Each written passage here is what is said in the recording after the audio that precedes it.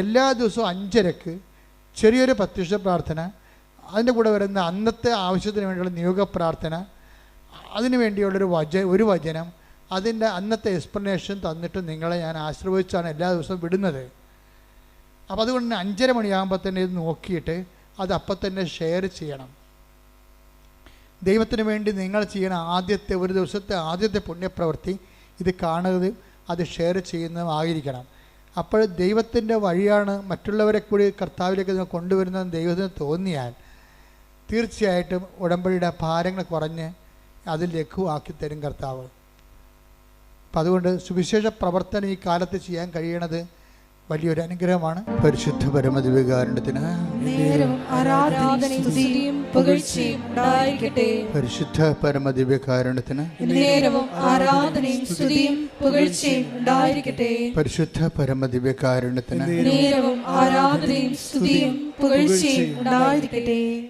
നിന്റെ പ്രിയപ്പെട്ടവരെ ഇപ്പോഴ് പ്രാർത്ഥിച്ചപ്പോഴ് ജസ്റ്റ് വചനം പ്രാർത്ഥിച്ച് ഓപ്പൺ ചെയ്തപ്പോൾ കിട്ടിയ സന്ദേശം സഖറിയായുടെ പുസ്തകമാണ്. സഖറിയ 8-ാം അധ്യായം 12-ാമത്തെ വാക്യം.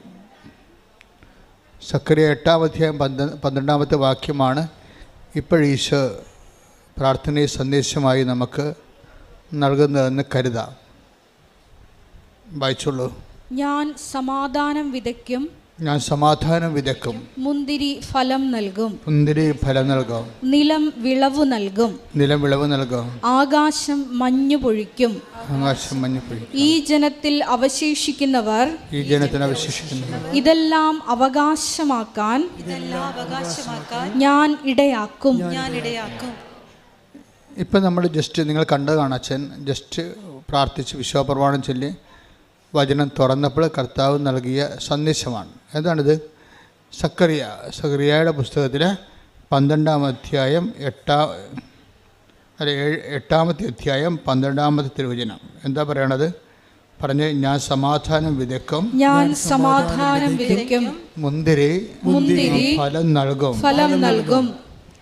നിലം വിളവ് നൽകും, ആകാശം മഞ്ഞു പൊഴിക്കും. ഈ ജനത്തിൽ അവശേഷിക്കുന്നവർ ഇതെല്ലാം അവകാശമാക്കാൻ ഞാൻ ഇടയാക്കും. അധ്വാനത്തിൻ്റെ മുന്തിരി ഫലം നൽകുമെന്ന് പറയുന്നത് നമ്മുടെ അധ്വാനത്തിന് ഫലം ലഭിക്കുമെന്നാണ്. പിന്നെന്താ അതിൻ്റെ പറയണത്? മുന്തിരി ഫലം നൽകും, പിന്നെ നിലം വിളവ് നൽകും. അതും സെയിമാണ്. നമ്മൾ ഏത് മേഖലയാണ് ജീവിത സാധാരണ മാർഗമായിട്ട് ഉപയോഗിക്കുന്നത്, ആ മേഖലയിൽ നിന്ന് നിനക്ക് അഭിവൃദ്ധിയും അനുഗ്രഹവും ഉണ്ടാകുമെന്ന്. ഞാൻ സമാധാനം വിതയ്ക്കും, അതായത് നിനക്ക് സമാധാനം ലഭിക്കുകയും ചെയ്യാം. ഇപ്പോഴ് ഭാവിയിൽ സംഭവിക്കാൻ പോകുന്ന കാര്യങ്ങളാണ് സൂചിപ്പിക്കുന്നത്. വിതയ്ക്കും, സമാധാനം വിതയ്ക്കും, മുന്തിരി ഫലം നൽകും, നിലം വിളവ് നൽകും. ഇങ്ങനെയൊക്കെ പറയുന്നതിന് നമ്മൾ ബൈബിളിൽ പറയണത് പ്രത്യാശ നിറച്ചു നൽകുന്നതിന് ബൈബിളിൽ പറയുന്ന വാക്ക് വാഗ്ദാനമെന്നാണ്. ദൈവത്തിൻ്റെ വാഗ്ദാനമാണത്. നിങ്ങൾക്കറിയാമല്ലോ, ഉടമ്പടിയുടെ ഒരു നിലനിൽപ്പ് തന്നെ അടിസ്ഥാനമെന്ന് ആശ്രയം എന്താണ്? ഉടമ്പടി എന്തിനാണ് ബേസ് ചെയ്യണത്? ഉടമ്പടി ബേസ് ചെയ്യണത് ദൈവത്തിൻ്റെ വാഗ്ദാനങ്ങളെയാണ്. അതെപ്പോഴും നമ്മൾ മനസ്സിലാക്കണം, ദൈവത്തിൻ്റെ വാഗ്ദാനങ്ങളെയാണ്. ദൈവം കുറേ വാഗ്ദാനങ്ങൾ തന്നിട്ടുണ്ട് മനുഷ്യന്. എനിക്ക് അതിനെക്കുറിച്ച് അറിവ് കിട്ടിയത് ഞാൻ പണ്ട് നിങ്ങളോട് പറഞ്ഞിട്ടുണ്ടത്. കോവിഡൊക്കെ വന്ന് നിങ്ങൾക്കൊക്കെ 8 ദിവസം കഴിയുമ്പോഴൊക്കെ കോവിഡ് മാറത്തില്ലേ? ഇപ്പം എനിക്ക് 1 മാസം നിന്നായിരുന്നു. മെഡിക്കൽ ഉള്ള ആൾക്കാർക്ക് തന്നെ ഡൗട്ട് എന്താ, ഇതെന്താ ഈ 1 മാസത്തേക്ക് പോണത്? കാര്യം ഇതിൻ്റെ ഈ പതിര മുഴുവനും ബ്ലോക്കാകുകയല്ലേ, അപ്പോൾ ചിലപ്പോൾ ശ്വാസം കിട്ടത്തില്ല. പക്ഷേ അപ്പോൾ ഇങ്ങനെ 1 മാസത്തേക്ക് പോകുമ്പോൾ ഡൗട്ട്, അത് കാരണമാണ് ഈ പ്രയാസം കൊണ്ടത്. ഈ പ്രയാസ സമയത്താണ് കർത്താവ് വാഗ്ദാനങ്ങളെക്കുറിച്ച് എന്നോട് ആദ്യം സംസാരിച്ചത്. ഈ പ്രയാസ സമയത്ത് നൽകിയിട്ടുള്ള ബൈബിൾ നോട്ടുകളാണ്. ഞാൻ അവിടെ അപ്പോൾ ഞാനൊരു കട്ടിലേൽ ഇങ്ങനെ ചുമക്കുന്ന കാരണം ഇങ്ങനെ നെഞ്ചൊക്കെ പൊക്കി കിടക്കുകയാണ്. അപ്പോൾ ഈ സമയത്ത് കയ്യിലൊരു കൈ കൊന്തയും അപ്പുറത്തെ ഇടതുവശത്ത് ബൈബിളും ഇരിപ്പുണ്ട്. അപ്പോൾ ഇങ്ങനെ ഈ കിടക്കണ സമയത്ത് കർത്താവ് കുറേ കാര്യങ്ങൾ പറയും. ആ ദൈവത്തിന് എപ്പോഴും നമ്മുടെ ഈ ക്ഷീണകാലങ്ങൾ, അതുപോലെ തന്നെ ക്ഷീണകാലങ്ങൾ, അതുപോലെ തന്നെ നമ്മളുടെ എന്തെങ്കിലും തരത്തിലുള്ള നമ്മളിങ്ങനെ ഒറ്റപ്പെട്ടു പോകുന്ന കാലങ്ങൾ, ചിലപ്പോൾ നിങ്ങളുടെ വീട്ടിലുള്ള ആൾക്കാരുടെ പ്രിയപ്പെട്ടവരുടെ വിയോഗമായിരിക്കാം, അല്ലെങ്കിൽ നിങ്ങളുടെ പ്രിയപ്പെട്ടവർ നിങ്ങളെ ഇത്രയും നാൾ വിശ്വസിച്ച ആൾക്കാർ നിങ്ങളെ തെറ്റിദ്ധരിക്കുകയും അവർ വേറെ ശത്രുപാളയത്തിലേക്ക് പോവുകയും ചെയ്യുമ്പോഴൊക്കെ നിങ്ങൾക്ക് ഒറ്റപ്പെടലുണ്ടാവും. അപ്പം നിങ്ങൾക്ക് നിരാശയും ഒക്കെ ഭയമൊക്കെ ഉണ്ടാവും, സങ്കടമൊക്കെ ഉണ്ടാവും. ലോകം കളിപ്പാണെന്നൊക്കെ നമുക്ക് തോന്നും. ഈ ടൈമാണ് ശരിക്കും പറഞ്ഞാൽ ദൈവത്തിൻ്റെ ടൈമെന്ന് പറയുന്നത്. കാര്യം നമ്മൾ ഇത്രയും നാൾ ദൈവമാണെന്ന് പറഞ്ഞ് വിചാരിച്ച് നമുക്ക് വരുന്നൊരു അബദ്ധം എന്ന് പറയുന്നത്, നമ്മൾ ഈ ദൈവത്തിൻ്റെ സ്ഥാനം എപ്പോഴും ഇങ്ങനെ ആ കസേര വേറെ ആൾക്കാർ അറിയാതെ കയറിയിരിക്കും. ആ ഇരുന്നോളാം നമ്മൾ പറഞ്ഞിട്ടാണ് ഇരിക്കണം, അല്ലാതെ വേറെ ഇടിച്ചു കയറിയിരിക്കണത്. ദൈവത്തിൽ ഇരിക്കേണ്ട സ്ഥാനത്ത് വേറെ ആൾക്കാർ കയറിയിരിക്കും. അതെന്ന് വെച്ചാൽ നമ്മൾ പറഞ്ഞിട്ടാണ്, നമ്മുടെ അനുവാദത്തോടെ അവിടെ ഇരിക്കണത്. അപ്പം അവരവിടെ നിന്നൊരു പോകത്തില്ല. അതാണ് പ്രശ്നം. പിന്നെ അവരെ കളയാൻ വേണ്ടി ദൈവത്തിൻ്റെ ഓരോ ചില നടപടിക്രമങ്ങളുണ്ട്. നീ ദൈവവേദലാണെങ്കിലേ ഉള്ളൂ ദൈവം അവരെ കളയത്തുള്ളൂ. ദൈവവേദ അല്ലെങ്കിൽ മരണം വരെ ആ സാധനം അവിടെ എത്തിക്കണ്ടി പോലെ ഇരിക്കും. ചിലപ്പോൾ ഒരു വ്യക്തിയാകാം, ചിലപ്പോൾ നിൻ്റെ സംഘടനയാകാം, ചിലപ്പോൾ നിങ്ങളുടെ സംഘടനാ പ്രവർത്തനം കൊണ്ട് പ്രാർത്ഥിക്കാൻ പറ്റാത്തവരില്ലേ, പ്രവർത്തനം തലക്ക് കയറിയിട്ട്.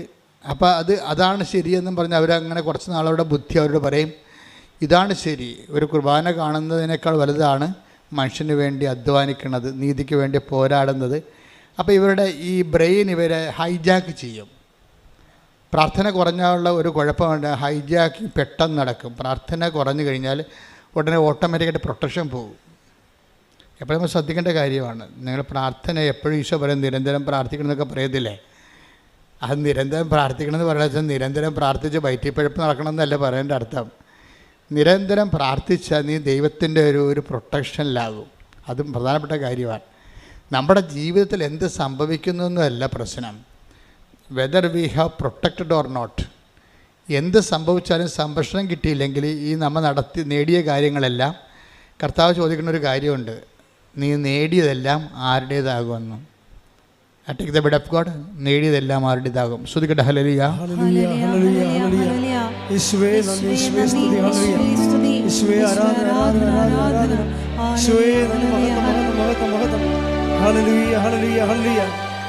ലൂക്ക 12:20. ലൂക്ക 12:20 പ്രധാനപ്പെട്ടൊരു വാക്കാണത്. പറ. എന്നാൽ ദൈവം അവനോട് പറഞ്ഞു. എന്നാൽ ദൈവം അവനോട് പറഞ്ഞു, ഭോഷ ഈ രാത്രി നിന്റെ ആത്മാവിനെ നിന്നിൽ നിന്ന് ആവശ്യപ്പെടും. അപ്പോൾ നീ ഒരുക്കി വെച്ചിരിക്കുന്നവ ആരുടേതാകും. എന്ന് വെച്ചതിൻ്റെ അർത്ഥം അന്യാധീനപ്പെട്ടു പോകുമെന്നാണ്. അതാണ് വിഷയം. അന്യാധീനപ്പെട്ടു പോകുക. അന്യാധീനം വെച്ചാൽ അന്യനെ അധീനമായി പോകും. അതാണ് അന്യാധീനപ്പെട്ടു പോവുക. നമ്മുടേതെന്ന് വിചാരിച്ച സംഭവം അന്യനെ അധീനമായി പോകും. അന്യാധീനപ്പെട്ടു പോകുന്നത് രണ്ട് തരത്തിൽ സംഭവിക്കാം. ഒന്ന്, പിശാചിന് അധീനമായി പോകും. പിന്നെ അടുത്ത കാലത്തെങ്കിലും ദൈവം ആ മേഖല വരത്തില്ല. കാര്യം നമ്മുടെ കൺസെൻറ്റോടു കൂടിയാണ് പിശാച് നമുക്ക് അധികാരം. അല്ല, പിശാചും ഒരു മാന്യതയുള്ള ആളാണ്. മുട്ടിയിട്ട് വാതിലെ കൊട്ടിയിട്ടേ കയറത്തുള്ളൂ. വാതിലെ കൊട്ടിയിട്ടേ നമ്മുടെ അനുവാദം ഉണ്ടാകുമോ? കൺസെൻറ്റ്. അല്ലാതെ നിങ്ങളുടെ പാപത്തിന് അവർ ചതിച്ചതാണ് ഇവർ ചതിച്ചതാണെന്നിട്ട് കാര്യമില്ല. ചതിച്ചാണല്ല ഇപ്പം പറഞ്ഞാൽ തേച്ചതാണെന്നല്ലേ പറയണത്. തേച്ചാലും അലക്കിയാലും എല്ലാം നമ്മുടെ കൺസെൻ്റ് ഉണ്ട്. അതിൻ്റെ അകത്ത് നമ്മുടെ കൺസെൻ്റ് ഉണ്ട്. നമ്മുടെ ഒരു അനുവാദം കൊടുത്തിട്ടാണ്. എപ്പോഴാണ് ഈ അനുവാദം വഴിയെ പോണതിനൊക്കെ അനുവാദം കിട്ടണത്? എങ്ങനെയാണ്? ദൈവത്തിൽ നമ്മൾ അകന്നു പോകുമ്പോഴാണ് അന്യാധീനപ്പെട്ടു പോണത്. അതെപ്പോഴും വെച്ചാൽ ഇപ്പം നിങ്ങൾ തുടങ്ങണൊക്കെ നമുക്കറിയാമല്ലോ, വലിയ ന്യൂമോണിയൊക്കെ തുടങ്ങണ പനിയിൽ നിന്നൊക്കെ തുടങ്ങണേ. അതുപോലെ ആത്മീയമായിട്ട് ന്യൂമോണിയൊക്കെ തുടങ്ങണത് ചെറിയ പനി. ഇപ്പോൾ കുർബാനയ്ക്ക് താമസിച്ച് വരിക, കുർബാന സ്വീകരിക്കാൻ താമസിക്കുക, കുമ്പസാരിക്കാൻ മാസങ്ങളെടുക്കുക, അങ്ങനെ ചെറിയ കുഞ്ഞു കുഞ്ഞു പനികളിൽ നിന്നാണ് ഇതിൽ ന്യൂമോണിയ തുടങ്ങണത്. അപ്പോൾ തന്നെ ഓർക്കുക, പനി തുടങ്ങിയിട്ടുണ്ട്. 8 മണിക്ക് തുടങ്ങേണ്ട പ്രാർത്ഥന, വീട്ടിൽ 7 മണിക്ക് തുടങ്ങേണ്ട പ്രാർത്ഥന ചിലപ്പോൾ 9 മണിയിലോട്ട് മാറുക, പിന്നെ അതൊരു ശീലമായി മാറുക, പിന്നെ ഉറക്കം വന്ന് ഉറങ്ങിക്കൊണ്ട് പ്രാർത്ഥിക്കുക. അപ്പോൾ ഇത് അതായത് പനി തുടങ്ങിയെന്നർത്ഥം. പനി തുടങ്ങിക്കഴിഞ്ഞാൽ, ആധ്യാത്മികമായിട്ട് പനി തുടങ്ങിയാൽ പിന്നെ അടുത്ത നടപടി എന്താണ്? നമുക്ക് പനി വരുമ്പോൾ എന്താ സംഭവിക്കണത്? രുചി പോകും, ഇല്ലേ? രുചി പോകത്തില്ലേ? നമ്മുടെ ഭക്ഷണം, നമ്മുടെ പനി, നല്ല പനിയുള്ള ആൾക്കാർക്ക് എന്ത് കഴിച്ചാലും രുചി അറിയാൻ പറ്റത്തില്ല, എല്ലാം ചവറായിട്ടിരിക്കും. അതുപോലെ തന്നെ ആരാധന ചവറ്, ജപമാല ചവറ്, ഒന്നും രുചി തോന്നണില്ല. പിന്നെ വീട്ടുകാരുടെ ബുദ്ധിമുട്ട് കൊണ്ട് നമ്മളിങ്ങനെ കാട്ടിക്കൂട്ടി എന്തെങ്കിലും ആക്കി തീർക്കുന്നതാണ് പ്രാർത്ഥന. അപ്പോൾ ഇതിങ്ങനെ ചവറാകുമ്പോൾ അറിയിക്കുക ആത്മാവിന് നല്ല പനിയായിട്ടുണ്ടെന്ന് മനസ്സിലാക്കുക. കാര്യം പ്രാർത്ഥനയെന്ന് പറയുമ്പോൾ ഭയങ്കര മധുരമുള്ള ഏർപ്പാടാണ്. കഴിഞ്ഞ ദിവസങ്ങളിൽ നവംബർ 7-ാം തീയതി ഞാൻ വെളുപ്പിൻ്റെ കർത്താവ് എന്നോട് പറഞ്ഞത് കംപ്ലീറ്റ് സൈലൻസ്, കംപ്ലീറ്റ് റിഫ്ലക്ഷൻ എന്ന് പറഞ്ഞു. അപ്പോൾ ഞാൻ അപ്പം തന്നെ ചാടി എഴുന്നേറ്റ് മുറിക്കൊണ്ട് എൻ്റെ നോട്ട് ബുക്കിൽ എഴുതി വെച്ച് കംപ്ലീറ്റ് സൈലൻസ്, കംപ്ലീറ്റ് റിഫ്ലക്ഷൻ എന്ന് വെച്ച് കഴിഞ്ഞാൽ എന്തോ something is going to happen, നീ അതിനെക്കുറിച്ച് ഒത്തിരി റെസ്പോണ്ട് ചെയ്യേണ്ടെന്നാണ് പറയണത്. ദൈവത്തിൻ്റെ ഒരു രീതി അതാണ്. വരാൻ പോകുന്ന കാര്യങ്ങൾ അവൻ നിന്നോട് പറയും. Take the word of God, വരാൻ പോകുന്ന കാര്യങ്ങൾ. സ്തുതിക്കട്ടെ. ഹല്ലേലൂയ, ഹല്ലേലൂയ, ഹല്ലേലൂയ. യേശുവേ നന്ദി, യേശുവേ സ്തുതി. ഹല്ലേലൂയ, ഹല്ലേലൂയ, ഹല്ലേലൂയ, ഹല്ലേലൂയ, ഹല്ലേലൂയ. യേശുവേ ആരാധന, ആരാധന, ആരാധന. യേശുവേ നന്ദി, മഹത്വം, മഹത്വം, മഹത്വം. ആരാധന, ആരാധന, ആരാധന, ആരാധന,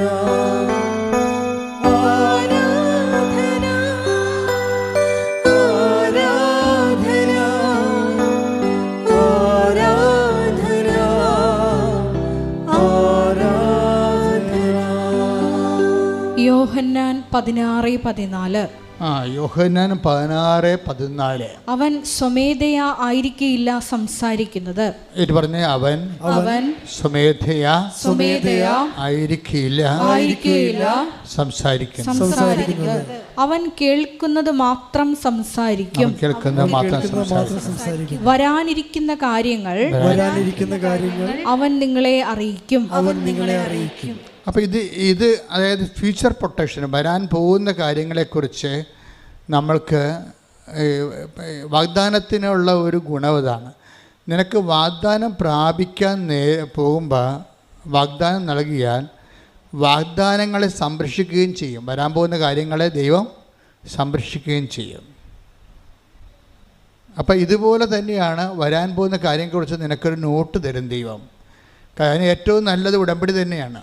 ഇപ്പം ഞാൻ നിങ്ങളോട് പറഞ്ഞിട്ടില്ലേ, 48 വർഷമായി ഞാൻ ശരിക്കും ഈ സഭയിൽ ചേർന്നിട്ട്.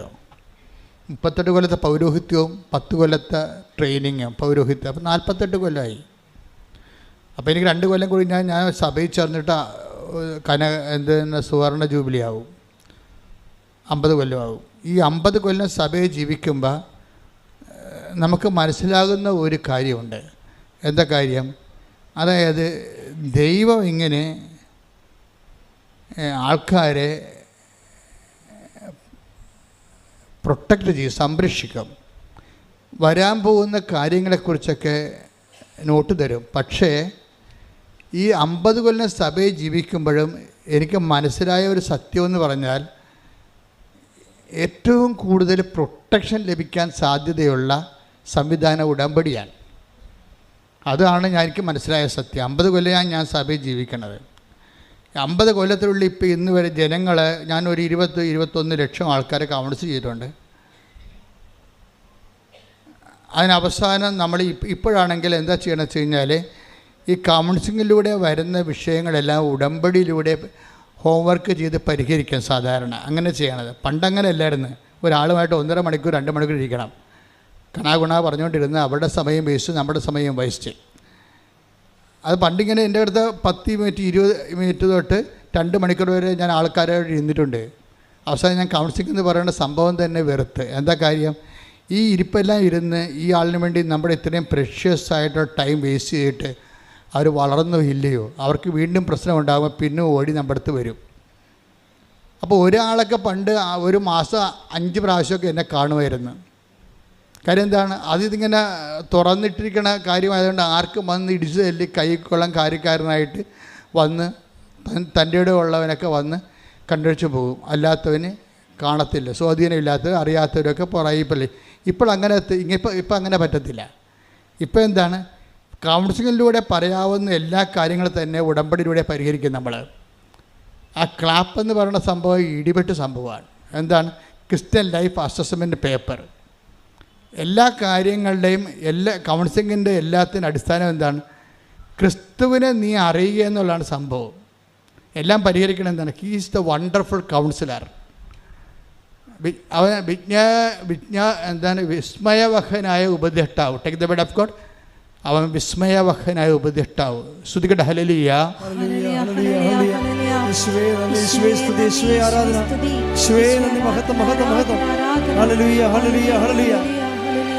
ഏശയ്യാ 9:6. ഏശയ്യാ 9:6.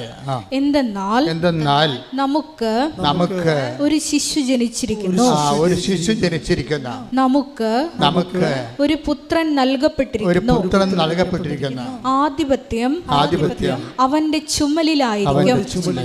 വിസ്മയനായ ഉപദേഷ്ടാവ്, ശക്തനായ ദൈവം, നിത്യനായ പിതാവ്, സമാധാനത്തിന്റെ രാജാവ് എന്ന് അവൻ വിളിക്കപ്പെടും. God is the wonderful councillor. പിതാവായ ദൈവം, സങ്കീർത്തനങ്ങളെല്ലാം പറയണത് God is the wonderful councillor എന്നാണ്. ദൈവമാണ് ഏറ്റവും വിസ്മയവഹന ഉപദേഷ്ടാവ്. പിന്നീട് ഈ ഉപദേശത്തിൻ്റെ സാന്ത്വനങ്ങളിലേക്ക് വചനം മാംസമാക്കിക്കൊണ്ട് ക്രിസ്തുവിനെ ദൈവം അവതരിപ്പിക്കും. അപ്പം ക്രിസ്തുവിനെയാണ് പിന്നെ ഐസയ്യാ 9:6 പറയണത്, നമുക്കൊരു ശിശു ജനിച്ചിരിക്കുന്നു, അവൻ ആരാണ്? അവൻ വിസ്മയാവഹനായ ഉപദേഷ്ടാവ്. ഒക്കെ അപ്പോൾ ക്രിസ്തു ആരാണ്? കൗൺസിലറാണ്. അപ്പോൾ ഏറ്റവും വലിയ കൗൺസിലർ ആരാണ്? ക്രിസ്തുവാണ്. ഉടമ്പടി ലക്ഷ്യം വെക്കണത് ഈ ക്രിസ്തുവിനെ എങ്ങനെ ഇന്നാക്കാൻ പറ്റും അല്ലേ? ആൾക്കാരെ ഈ ക്രിസ്ത്യാനികളെ എന്താ വിളിക്കണം? ക്രൈസ്റ്റ് ഇൻ അല്ലേ? ക്രിസ്ത്യാനിയെ വിളിക്കണത് എന്താണ്? Christ in. ക്രിസ്തു അകത്തുള്ളവൻ. ഈ ക്രിസ്തുവിനെ എങ്ങനെയാണ്, ഏത് ഫോർമുല ഉപയോഗിച്ചാണ് ഒരു വ്യക്തിയുടെ ജീവിതത്തിലോട്ട് കയറ്റാൻ പറ്റണതെന്നാണ് ആധ്യാത്മികമായ അന്വേഷണം. എൻ്റെ 50 കൊല്ലത്തെ അന്വേഷണമാണ്. അങ്ങനെയാണ് ദൈവം നമുക്ക് ഉടമ്പടി വെളിപ്പെടുത്തി തരണത്. ഉടമ്പടിയിലേക്ക് വരുമ്പോൾ എന്താ പറയണത്? എല്ലാ വാഗ്ദാനങ്ങളും ക്രിസ്തുവിലെ അതേ തന്നെയാണ്. നമുക്കറിയാമല്ലോ, ഇപ്പോൾ കോവിഡ് പിടിച്ച് ഞാൻ കിടന്ന കാലത്തെ ദൈവം വാഗ്ദാനങ്ങളെക്കുറിച്ച് സംസാരിച്ചപ്പോൾ 8855 വാഗ്ദാനങ്ങളെന്നും ഒരു ബൈബിളിൻ്റെ ഒരു സെക്ഷനിൽ പറയണത്, ഒരു ലെവലിൽ ദൈവശാസ്ത്രജ്ഞന്മാർക്ക് ബൈബിൾ തിയോളജിയൻസിന് 2 കോൺസെപ്റ്റാണ് ഉള്ളത് വാഗ്ദാനങ്ങളെക്കുറിച്ച്. അപ്പോൾ ഒരു പറ്റം ദൈവശാസ്ത്രജ്ഞന്മാർ പറയണത് ദൈവവചനത്തിൽ 8855 വാഗ്ദാനങ്ങളുണ്ടെന്നാണ്. മറ്റൊരു പറ്റം ദൈവശാസ്ത്രജ്ഞന്മാർ പറയണത് 8885 വാഗ്ദാനങ്ങളുള്ളതാണ്. അപ്പോൾ ഈ വാഗ്ദാനങ്ങളാണ് മനുഷ്യൻ്റെ. അപ്പോൾ അതിൻ്റെ അകത്ത് ഇമ്മാനുവൽ പ്രവചനം, ക്രിസ്തുവിൻ്റെ മനുഷ്യാവതാരം, ക്രിസ്തു നമ്മളിലേക്ക് വരണതും എല്ലാം അതിൻ്റെ അകത്ത് വാഗ്ദാനത്തിൻ്റെ ഭാഗമാണ്. അപ്പോൾ ഇത് നമ്മളെപ്പോഴും ടാർഗറ്റ് ചെയ്യേണ്ടത് ക്യാപിറ്റൽ കവനൻ്റ്, ക്യാപിറ്റലായിട്ടുള്ള പ്രോമിസ് എന്താണെന്ന് നോക്കും. അതെന്താണ്? ക്രിസ്തുവാണ്. എല്ലാ 8855 വാഗ്ദാനങ്ങളുണ്ടെങ്കിൽ ഈ 8855 വാഗ്ദാനങ്ങൾ ഒരു മനുഷ്യൻ പ്രാപിക്കാൻ പറ്റിയ ഷോർട്ട് കട്ട് എന്താണ്? ക്രിസ്തുവാണ്. ഉടമ്പടി അന്വേഷിക്കുന്നത് അതാണ്. എല്ലാ വാഗ്ദാനങ്ങളുടെയും തലപ്പെട്ട വാഗ്ദാനമായ ക്രിസ്തുവിനെ ഒരു വ്യക്തി നേടിയാൽ അവനോടുകൂടി എല്ലാം ചേർത്ത് നൽകപ്പെടും. അതുകൊണ്ടാണ് പൗലോസ് അപ്പോസ്തലൻ പറയും 2 കൊരിന്ത്യർ 1:20 എടുത്തേ. ദൈവത്തിന്റെ സകല വാഗ്ദാനങ്ങളും പറഞ്ഞ ദൈവത്തിന്റെ സകല വാഗ്ദാനങ്ങൾ. സകല വാഗ്ദാനങ്ങളും 8855 വാഗ്ദാനങ്ങൾ ക്രിസ്തുവിൽ അതേ എന്ന് തന്നെ. മനസ്സിലായല്ലേ? ഇത് മുഴുവനും വാഗ്ദാനങ്ങൾ. നമ്മൾ ഓരോരോ വാഗ്ദാനങ്ങൾ, ഇപ്പം പച്ചമുളക് മേടിക്കാൻ വേണ്ടി ഒരു ചേടത്തിയിടുക, അവിടെ ചേനയും പച്ചമുളകുമായിട്ടൊരു ചേടത്തി ചന്തയിരിപ്പുണ്ട് ഇല്ലേ? അവിടെ അപ്പോൾ ചേനയും അല്ലെ പുള്ളിക്കച്ചവടം. ചില വണ്ടി തലക്കൊണ്ട് പോകണം കണ്ടിട്ടില്ലേ? ഉള്ളി എന്നും പറഞ്ഞ് അതിൻ്റെ അത് ഉള്ളി മാത്രമേ കാണത്തുള്ളൂ. ഞാൻ തന്നെ പറഞ്ഞത് എങ്ങനെ ജീവിക്കുമെന്ന് ഈ ഉള്ളി. വെളുത്തുള്ളി എന്നും പറഞ്ഞുകൊണ്ട് ഒരു വണ്ടി ഞാൻ ചേർത്തലൊക്കെ ഉണ്ടായിരുന്നു. അപ്പോൾ ഒരു 10-20 കിലോ വെളുത്തുള്ളി കിടപ്പുണ്ട്. അപ്പോൾ നമ്മൾ രാവിലെ ചെല്ലുമ്പോൾ വെളുത്തുള്ളി ആൾക്കാർ മേടിക്കുക. ഇങ്ങനെ ഇത്രയും വെളുത്തുള്ളി ആൾക്കാർക്ക് എന്തിനാണ്? പക്ഷേ വൈകുന്നേരം വരുമ്പോൾ വെളുത്തുള്ളി ഒന്നും കാണത്തില്ല. ആൾക്കാർ അച്ചാറിടാൻ മേടിച്ചുകൊണ്ട് പോയി. അതാണ് സംഭവം. അപ്പോൾ പക്ഷേ ഇങ്ങനെ വെളുത്തുള്ളിക്ക് ഒരു കടയിൽ പോയി, പച്ചമുളകിന് വേറെ കടയിൽ പോയി, അരിക്ക് വേറെ കടയിൽ പോയി. അപ്പോൾ ഓരോ വാഗ്ദാനങ്ങൾക്കും ഓരോ മാർഗത്തിലല്ല. അതുകൊണ്ടാണ് ബൈബിൾ പറയണത് ഈ 8855 വാഗ്ദാനങ്ങൾ നിങ്ങൾക്ക് കിട്ടാൻ വേണ്ടി ഒരു മാർഗമുണ്ട്. എന്താണ്? എല്ലാ വാഗ്ദാനങ്ങളും പറഞ്ഞേ, എല്ലാ വാഗ്ദാനങ്ങളും ക്രിസ്തുവിലെ അതേ തന്നെയാണ്. അപ്പോൾ അവിടെ നോയില്ല, യേസ് മാത്രമേ ഉള്ളൂ. Every promise is yes in Jesus. അപ്പോൾ നമ്മളെന്ത് ബുദ്ധിയുള്ളവർ എന്ത് ചെയ്യും?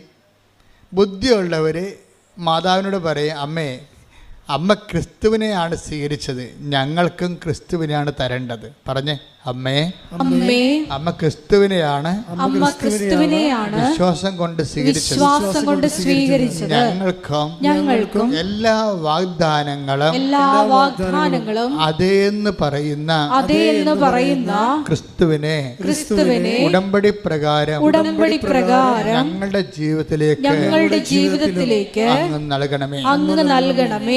അപ്പോൾ അതിന് നമ്മൾ എല്ലാ വാഗ്ദാനങ്ങളും ഇപ്പോൾ 2 കൊരിന്ത്യർ 1:20 എല്ലാ വാഗ്ദാനങ്ങളും ക്രിസ്തുവിൽ അതേയാണെങ്കിൽ നമുക്ക് ഷോർട്ട് കട്ട് എന്താണ്? ക്രിസ്തുവിനെ മേടിക്കുക എന്നുള്ളതാണ് അല്ലേ? ഒരു മാർജിൻ ഫ്രീയിൽ പോയി കഴിഞ്ഞാൽ അല്ലെങ്കിൽ മെഗാ സ്റ്റോറിൽ പോയി കഴിഞ്ഞാൽ മിക്കവാറും ഓൾമോസ്റ്റ് എല്ലാത്തിനും നമ്മൾ ലോകം മുഴുവൻ കറങ്ങി നടക്കേണ്ട കാര്യമില്ല, അവിടെ തന്നെ ഉണ്ടാവും. സൂപ്പർ മാർക്കറ്റിൻ്റെയൊക്കെ പ്രത്യേകത അതാണ്. അതായത് എല്ലാ വിഷയവും അതിൻ്റെ തന്നെ സിംഗിൾ റൂഫിലാണ് വരണത്. അപ്പോൾ ദൈവത്തിൻ്റെ എല്ലാ വാഗ്ദാനങ്ങളും ക്രിസ്തുവിൽ അതേ എന്നാണ്. നിങ്ങൾ ക്രിസ്തുവിനെയാണ് അമ്മയെടുക്കുകയെന്ന് ഉടമ്പടി പ്രകാരം ചോദിക്കുകയാണെങ്കിൽ കാര്യം കുറച്ച് എളുപ്പമാകും. പിടികിട്ടിയാ? നിങ്ങളത് ശ്രദ്ധിക്കണം. നിങ്ങളിപ്പോൾ IELTS, ജോലി, വീട്, വിവാഹം, പറമ്പ്, ഇങ്ങനെ ഒത്തിരി കാര്യം ചോദിക്കുമ്പോഴും പിന്നെ നിത്യജീവൻ, അനുദിന ജീവിതത്തിൻ്റെ ആവശ്യങ്ങളും നിത്യജീവനും, അതിന് ഈ അനുദിന ജീവിതവും നിത്യജീവനും ബാധിക്കുന്നതെല്ലാം ദൈവം നൽകുന്ന വാഗ്ദാന പ്രകാരമാണ്. മനുഷ്യൻ നേടിയെടുക്കുന്ന വാഗ്ദാനമാണ് നമുക്ക് ഉള്ളമ്പടിയിലുള്ളത്. നമ്മളത് പ്രോസസ്സ് ചെയ്തെടുക്കുന്നതാണ്. നമ്മുടെ ഓരോ വിഷയമില്ലേ, അത് നമുക്ക് ദൈവം തരണത് ക്രൂഡ് ഓയിലായിട്ടാണ് തരണത്. നമ്മൾ റിഫൈൻ ചെയ്ത് വാഗ്ദാനങ്ങൾ നമ്മളെന്ത് ചെയ്യും? വാഗ്ദാനമായിട്ടാണ് ദൈവം തരുന്നത്. ഇപ്പോൾ ഒരു വിമാനം പറപ്പിക്കുന്ന ഓയിൽ എന്താണത്? Aviation oil. അതെന്താ? പെട്രോൾ തന്നെ വീണ്ടും റിഫൈൻ ചെയ്ത് എടുക്കുന്നതാണ്. പെട്രോളിന് മുമ്പ് ഡീസൽ ഉണ്ടാവും, ഡീസലിന് മുമ്പ് ക്രൂഡ് ഓയിൽ ഉണ്ടാവും. അപ്പോൾ ക്രൂഡ് ഓയിലാണ് കുഴിച്ചെടുക്കുന്നത്. ഞാൻ കോയിലൊക്കെ ചെന്നപ്പോൾ എണ്ണപ്പാടത്ത് പോയായിരുന്നു. അപ്പോൾ മുഴുവൻ എണ്ണപ്പാടമാണ്. എല്ലായിടത്തും ഇങ്ങനെ എണ്ണ ഡിഗ് ചെയ്യുന്ന മെഷീൻ വെച്ചിട്ടുണ്ട്. അവിടെ എല്ലാം ഫയർ സേഫ്റ്റി സംവിധാനം ഒരുക്കിയിട്ടുണ്ട്. അവിടുത്തെ മണ്ണെല്ലാം ഇങ്ങനെ എണ്ണയുമായിട്ട് കുഴഞ്ഞു മറിഞ്ഞൊരു മണ്ണാണ്. നമുക്ക് പുറത്തിറങ്ങിയ നമ്മുടെ കാലയിൽ ആ മണ്ണ് പറ്റിയാൽ പോകത്തുമില്ല. അപ്പോൾ ഞാൻ വണ്ടി പോയിട്ട് അപ്പുറത്തും ഇപ്പുറത്തും എണ്ണപ്പാലം കിടക്കുകയാണ്. അപ്പോൾ അവിടെയൊക്കെ നമ്മൾ നോക്കുമ്പോഴേ അവിടെ നിന്ന് എന്താ കുഴിച്ചെടുക്കണത്? ക്രൂഡ് ഓയിലാണ്, കറുത്ത നിറച്ച കരി ഓയിൽ പോലൊരു സാധനം എടുക്കണത്. അതാണ് പിന്നെ പ്രോസസ്സ് ചെയ്ത് റിഫൈൻ ചെയ്തിട്ട് പിന്നെ ഡീസലാക്കും. പിന്നെ എന്ത് ചെയ്യും? പിന്നെ അത് വീണ്ടും റിഫൈൻ ചെയ്തിട്ട് ശുദ്ധീകരിച്ചിട്ട് നമ്മൾ പെട്രോളാക്കും. പെട്രോൾ വീണ്ടും ശുദ്ധീകരിച്ചിട്ടാണ് പിന്നെ ഏവിയേഷൻ ഓയിലൊക്കെ ആക്കണത്. ഇതുപോലെ തന്നെയാണ് വാഗ്ദാനങ്ങളിൽ വരണത്. വാഗ്ദാനങ്ങളെ ദൈവം നമുക്ക് നൽകുന്ന വാഗ്ദാനങ്ങളാണ്. നമ്മൾ അതിനെ ഓരോ തരത്തിലുള്ള ആ വാഗ്ദാനങ്ങളെ ഓരോ സിസ്റ്റത്തിലേക്ക് കയറ്റിയിട്ടാണ് നമ്മൾ അതിനെ റിഫൈൻ ചെയ്തെടുക്കുന്നത്. ഒരു വാഗ്ദാനങ്ങളെ നമ്മൾ ആദ്യം കയറ്റണ സിസ്റ്റം എന്താണ്? ഫെയ്ത്ത് സിസ്റ്റത്തിലാണ് കയറ്റുന്നത്, വിശ്വാസം. അപ്പോൾ ഒരു വാഗ്ദാനം ക്രൂഡ് ഓയിൽ വിശ്വാസത്തിൽ കയറി ഇറങ്ങിക്കഴിയുമ്പോൾ നമുക്കതിന് ഡീസൽ കിട്ടും. പിന്നെ കുറേ പെട്രോൾ ഉൽപ്പന്നങ്ങൾ, സ്വാപ്പ്, ചീപ്പ്, അരക്ക്, അതുപോലെ തന്നെ ടെർമോക്കോള്, ബൈ പ്രോഡക്ട്സ്, ഉപ ഉൽപ്പന്നങ്ങൾ കുറേ കിട്ടും. അതിൻ്റെ ആദ്യത്തെ പ്രോസസ്സാണ്. ഫെയ്ത്ത് ക്യാവിറ്റിയിൽ അത് വെച്ച് അത്രയുമേ ചെയ്യാൻ പറ്റത്തുള്ളൂ. പിന്നെ നമ്മൾ എന്ത് ചെയ്യും? നമ്മൾ ഈ വാഗ്ദാനം തന്നെ നമ്മൾ എന്ത് ചെയ്യും? അടുത്ത സിസ്റ്റത്തിലോട്ട് കയറ്റും. അതെന്താണ്? ഹോപ്പാണ്. അതാണ് ഇത്തിരി ലാഗ് ചെയ്താലും നമ്മൾ ഇൻവെസ്റ്റ് ചെയ്തുകൊണ്ടിരിക്കും. ഫെയ്ത്തിന് സഡനായിട്ട് കിട്ടുമെന്നുണ്ടെങ്കിൽ പെട്ടെന്ന് നമുക്ക് ഉത്തരം കിട്ടുമെങ്കിലും ഫെയ്ത്തിൽ നമുക്ക് കിട്ടുന്ന പ്രോഡക്റ്റ് എന്ന് പറയുന്നത് മിക്കവാറും തന്നെ ഡീസൽ പോലത്തെ വല്ല സംഭവമായിരിക്കും. നമുക്ക് വേണ്ട ഹൈ ക്വാളിറ്റി ആയിട്ടുള്ള സംഭവങ്ങൾ അടുത്ത സെക്ഷനിലാണ് വരണത്. ഇപ്പോൾ ഉടമ്പടി ആദ്യ സെക്ഷൻ നമ്മൾ ഫെയ്ത്തിലാണ് വർക്ക് ചെയ്യണത്. ഫെയ്ത്ത് കഴിയുമ്പോൾ അതിൻ്റെ അകത്ത് ചില കാര്യങ്ങൾ പടപടാതെ നടക്കും, ആ ഫെയ്ത്തിൽ നടക്കുകയും ചില കാര്യങ്ങൾ ടൈം എടുക്കുന്ന സാധനമുണ്ട്. അതിനാണ് നമ്മൾ ഹോപ്പ് ഉപയോഗിക്കുന്നത്. അപ്പോൾ ചില ആൾക്കാർ ഹോപ്പ് മേഖലയിലേക്ക് വർക്ക് ചെയ്യണത്. അപ്പോൾ ഫെയ്ത്ത് മേഖലയെ പോലെ സഡൻ അല്ല ഹോപ്പ് മേഖല. കാരണം അതിനകത്ത് പിന്നീട് ഈ ബൈ പ്രോഡക്ട്സ് കുറവായിരിക്കും. പിന്നെ വരാൻ പോണത് അടുത്തത് ഡീസൽ കഴിഞ്ഞാൽ പിന്നെ പെട്രോളാണ് വരണത്. അപ്പം അതുകൊണ്ട് അതുപോലെയുള്ള പ്രോസസ്സിങ് നമ്മുടെ വിഷയങ്ങൾക്കുണ്ടാകും. നിങ്ങളുടെ ലോകത്തിലുള്ള നിങ്ങളുടെ കാര്യങ്ങൾ നടക്കുക എന്നതിനേക്കാൾ ഉപരി ക്രിസ്തുവിന് നിങ്ങളിൽ വസിക്കാൻ പറ്റുന്ന ഒരു ഇൻഫ്രാസ്ട്രക്ചർ ഡെവലപ്പ് ചെയ്ത് വരും. ഹോപ്പിൻ്റെ പ്രത്യാശയുടെ കാലം അങ്ങനെ സംഭവിക്കണത്. പ്രത്യാശയുടെ കാലത്ത് നിങ്ങൾ പ്രെയർ ചെയ്തുകൊണ്ടിരിക്കും. പക്ഷേ വിശ്വാസകാലം പോലെ പെട്ടെന്ന് കത്തിപ്പിടിക്കത്തില്ല. It will take time. അപ്പോൾ ചിലർ പ്രത്യാശക്കാലത്താണ്. ഇപ്പം നമ്മൾ സ്ലീബ കാലം എന്നൊക്കെ പറഞ്ഞ് പള്ളിയിൽ എഴുതി വെക്കത്തില്ല ആരാധനക്രമം. ഉടമ്പടിക്കുള്ള കാലം, വിശ്വാസക്കാലമുണ്ട്, പ്രത്യാശക്കാലമുണ്ട്, സ്നേഹത്തിൻ്റെ കാലമുണ്ട്. പിന്നെ അവസാനത്താണ് സമർപ്പണത്തിൻ്റെ കാലം. സമർപ്പണത്തിൻ്റെ കാലം എന്ന് പറയുമ്പോൾ അത് വേറെയാണ്. അത് ഈ ഭൗതികമായ കാര്യമായിട്ട് ബന്ധമില്ല.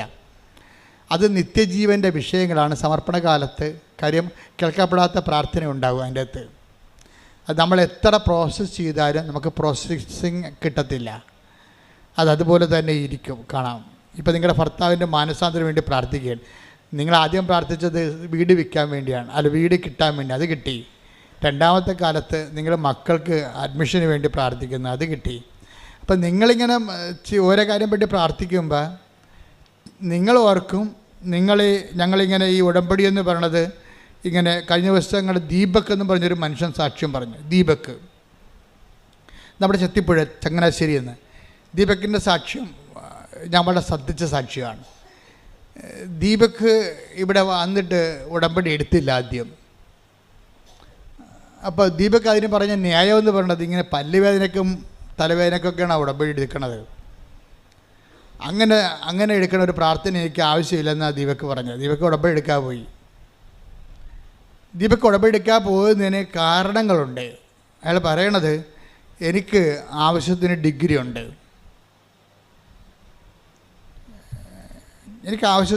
ഉണ്ട്, പിന്നെ എന്താ ഉള്ളത്, എനിക്ക് ആവശ്യത്തിന് ആരോഗ്യമുണ്ട്. അതൊക്കെ ശരിയാണ്. അയാളെ കണ്ടാൽ പറയും നല്ല ആരോഗ്യമുള്ള മനുഷ്യനാണ്. പിന്നെന്താ, എനിക്ക് നല്ല സൗന്ദര്യമുണ്ട്, നല്ല പേഴ്സണാലിറ്റി ഉണ്ട്.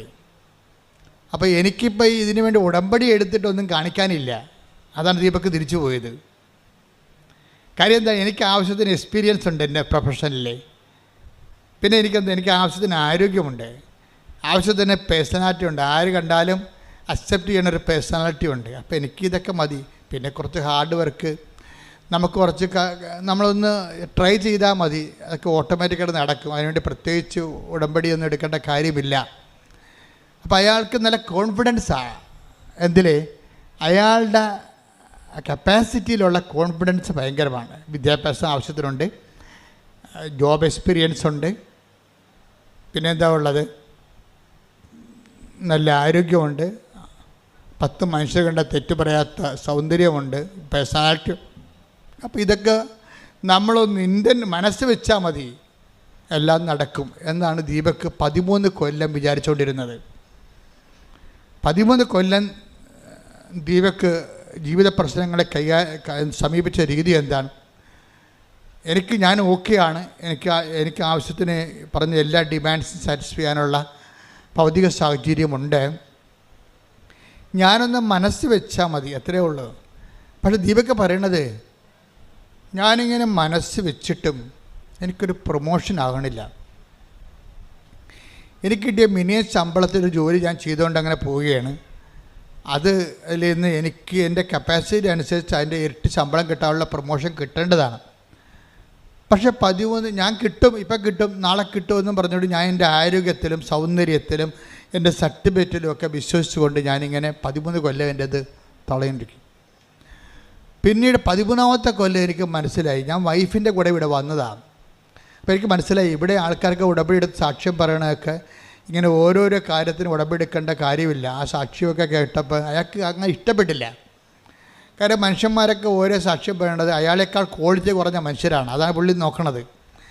അയാളേക്കാൾ ക്വാളിറ്റി കുറഞ്ഞ ആൾക്കാർ അവരുടെ കുറച്ച് ഭൗതിക കാര്യങ്ങൾക്ക് വേണ്ടി ഏതാണ്ടൊക്കെ എഴുതിയിട്ട് പ്രാർത്ഥിക്കണം, എന്ത് പരിപാടിയാണ്, ഇതൊന്നും എനിക്ക് ആവശ്യമില്ല എന്നുള്ളതാണ് ദീപക്കിൻ്റെ കിട്ടിയ ഇവിടെ വന്നപ്പോൾ കിട്ടിയ ഒരു അസസ്മെൻ്റ്. അതാണ്. അതുകൊണ്ട് അദ്ദേഹം 2 പ്രാവശ്യം ഉടമ്പടി എടുക്കാൻ പോയി. പക്ഷേ ലൈഫിനാണെങ്കിൽ ഒരു മാറ്റമില്ല. തൻ്റെ പഴയ ജോലിയും ആ മിനിമം ശമ്പളവും ഒക്കെ ആയിട്ട് ജീവിക്കുന്നു. പക്ഷേ കുഞ്ഞുങ്ങളൊക്കെ വളർന്നു വരണ കാരണം കൂടുതൽ ഫൈനാൻസ് സാമ്പത്തികം വേണം. പക്ഷെ അതായിരിക്കും മുടക്കാൻ പറ്റണില്ല. തൻ്റെ കഴിവനുസരിച്ച് ജോലി കിട്ടണില്ല, അതിൻ്റെ പറ്റിയ ഉയർന്ന ജോലി കിട്ടണില്ല. എല്ലാ ഇൻ്റർവ്യൂവിനും പോകും, അവർ ഓക്കെ ആണെന്ന് പറയും, പക്ഷേ ജോലി കിട്ടത്തില്ല. എന്നിട്ട് പഴയ ജോലി തന്നെ കണ്ടിന്യൂ ചെയ്യും. അങ്ങനെ 13 വർഷം കഴിഞ്ഞപ്പോഴാണ് പുള്ളിക്ക് തോന്നി, ഇനിയിപ്പോൾ എൻ്റെ കയ്യിൽ നിന്ന് പോയല്ലോ എന്ന് വിചാരിച്ചു. അതാണ് വിഷയം. ഉടമ്പടിയിലോട്ട് മനുഷ്യൻ വരണ ഒരു ടൈമെന്ന് പറയണത് ജീവിതം നമ്മുടെ കയ്യിൽ നിന്ന് പോകണം പോലെ നമുക്ക് തോന്നണം. നിങ്ങൾക്ക് പലപ്പോഴും അങ്ങനെ തോന്നിയല്ല ഉടമ്പടി എടുത്തിരിക്കണത്. നിങ്ങളുടെ കൂട്ടുകാരത്തി ഉടമ്പടി എടുക്കാൻ പോയപ്പോൾ എന്നാൽ ഞാനും വന്നെന്ന് പറയും. എനിക്ക് ഒറ്റയ്ക്ക് പോകാൻ കഴിയല്ലേ, ഞാൻ പല ദിവസമായിട്ട് ഉടമ്പടി എടുക്കണം വിചാരിച്ചതാണ്, അപ്പം നീ ഇപ്പോൾ പോകണ്ടല്ല എന്ന് ഞാനും വന്നു. എന്നുവെച്ചാൽ ഒന്ന് ആലപ്പുഴ വരികയും ചെയ്യാം, പറ്റുമെങ്കിൽ ഒന്ന് ബീച്ചിൽ പോവുകയും ചെയ്യാം, അല്ലെങ്കിൽ ഉടമ്പടി എടുത്ത്. അപ്പോൾ അവർ തർക്കിക്കണ ഇതാണ്, ആദ്യം ഹൗസ് ബോട്ടിൽ പോയിച്ചും അത് ഉടമ്പടി എടുക്കണം, അത് ഉടമ്പടി എടുത്തിട്ട് ഹൗസ് ബോട്ടിൽ പോകണം. അതാണ് പ്രശ്നം. വേറെ പ്രശ്നങ്ങളൊന്നുമില്ല പാവത്തുങ്ങൾക്ക്. അതും തർക്കിച്ചുകൊണ്ടാണ് വരുന്നത്. അപ്പോൾ ചിലർ പറയും, നമ്മൾ ഹൗസ് ബോട്ടിൽ പോയിച്ചും വരുമ്പോൾ ഉടമ്പടി തീർന്നാൽ എന്ത് ചെയ്യും? എന്നാൽ പിന്നെ അപ്പോൾ പറയും, എന്നാൽ പിന്നെ നമ്മൾ ഉടമ്പടി എടുത്തിട്ട് ഹൗസ് ബോട്ടിൽ ചെല്ലാം. അപ്പോൾ ഉടമ്പടി എടുത്തിട്ട് ഉടമ്പടിക്ക് എത്ര ദിവസം നേരം വേണം? അത് 4 മണിക്കൂർ വേണം. അപ്പോൾ ഇത് 4 ഇവിടെ, പിന്നെ 1 മണിക്കൂർ ആകുമ്പോൾ 5 മണിക്കൂർ നടന്ന് അവിടെ ചെല്ലുമ്പോൾ 1 മണിക്കൂർ. അപ്പോൾ നമ്മൾ കൊടുക്കേണ്ടത് 7,000 രൂപ. 7,000 രൂപയ്ക്ക് എത്ര മണിക്കൂർ? നമുക്ക് 5 മണിക്ക് ഇറങ്ങണ്ടേ? അപ്പോൾ അത് നഷ്ടമാണല്ലേ. അപ്പോൾ ഉടമ്പടിയെക്കുറിച്ചല്ല ചിന്തിക്കണത് എന്താണ്? ഹൗസ് ബോട്ടിൽ നമ്മൾ താമസിച്ചത് 4 മണിക്കൂറിൽ നമ്മൾ 8,000 രൂപ കൊടുക്കണ്ടേ എന്നാണ് ചിന്തിക്കേണ്ടത്. ഇങ്ങനെ ഉടമ്പടി എടുക്കണവർ ഉണ്ട്, ഇല്ലെന്നല്ല, ഉണ്ട്. അപ്പോൾ ഒരു ടൈം പാസിന് അകവും കാണാം, താളിയും പറിക്കാം, ആലപ്പുഴയും പോകാം, ഉടമ്പടി എടുക്കാം, ഹൗസ് ബോട്ടിൽ പോകാം. അങ്ങനെ വന്നവരാണ് ഈ പണി മേടിക്കുന്നത്. ജീവിതത്തിൽ പെട്ടുപോയി ജീവിതം കയ്യിൽ നിന്ന് പോയെന്ന് ചിന്തിക്കുന്ന ആൾക്കാരില്ലേ, അവർ ഉടമ്പടി എടുത്താൽ അതിൻ്റെ അകത്ത് കൊണ്ട് സ്റ്റിക്ക് ഓൺ ചെയ്യും. കാര്യം അവർക്ക് വേറെ ഓപ്ഷൻ ഇല്ല. അവർ ടൈം പാസിന് ഉടമ്പടി എടുത്തിരിക്കണമല്ല. അവരുടെ ജീവിതം ഇനി മുന്നോട്ട് പോകണമെങ്കിൽ ദൈവം ഇടപെടണം. കാര്യം അവർ നോക്കിയിട്ട് ആരോഗ്യമുണ്ട്, പക്ഷേ അത് വർക്കൗട്ട് ചെയ്യണില്ല. അവർക്ക് പേഴ്സണാലിറ്റി ഉണ്ട്, പക്ഷേ വർക്കൗട്ട് ചെയ്യണില്ല. 13 വർഷമായിട്ട് വർക്കൗട്ട് ചെയ്യണില്ല. നല്ല പ്രൊഫഷനുണ്ട്, നല്ല ശമ്പളം, നല്ല സർട്ടിഫിക്കറ്റ് ഉണ്ട്, പക്ഷേ വർക്കൗട്ട് ചെയ്യണില്ല. ഇങ്ങനെ ഇതൊന്നും നടപടിയിൽ വരാത്തപ്പോഴാണ് ആൾക്കാർ ഉടമ്പടി എടുക്കുന്നത്. പക്ഷേ ഉടമ്പടി എടുക്കുമ്പോൾ ഉണ്ടാകുന്ന പ്രശ്നമെന്ന് പറയണത്, ഇത് ബൈലാറ്ററൽ എഗ്രിമെൻ്റ് അല്ലേ. ഇപ്പം ദീപക്ക് എന്താ സംഭവിച്ചത്? ദീപക്ക് ഉടമ്പടി എടുത്ത് ജീവിതം കയ്യിൽ നിന്ന് പോയെന്ന് കണ്ടപ്പോൾ പുള്ളിക്കാരനെ ഉടമ്പടി എടുത്ത് എന്ത് ചെയ്ത്? ആ ഉടമ്പടി പത്രവും ആ ഉടമ്പടി തിരിയും കാശുരൂപവും ഉപ്പും തൈലും എല്ലാം കൊണ്ടേ പുള്ളി പെട്ടി വെച്ച് പൂട്ടി. എന്നിട്ട് കൂട്ടുകാരൻ്റെ കല്യാണത്തിന് പോയി. പിന്നെ ചെയ്യാമെന്നും പറഞ്ഞു. അതാണ് സംഭവം. അപ്പം തന്നെ ഒരു തീരുമാനമാകും ഉടമ്പടിക്ക്. മനസ്സിലായില്ലേ? ഇതാണ് എല്ലാവർക്കും എൻ്റെ അബദ്ധം. അതാണേ ദീപക്ക് ചെയ്തിരിക്കണത്. അപ്പോഴതിൻ്റെ അർത്ഥം വെച്ച് കഴിഞ്ഞാൽ ഇത് വർക്കൗട്ട് ചെയ്യുമായിരിക്കും, ചെയ്താൽ കൊള്ളാം.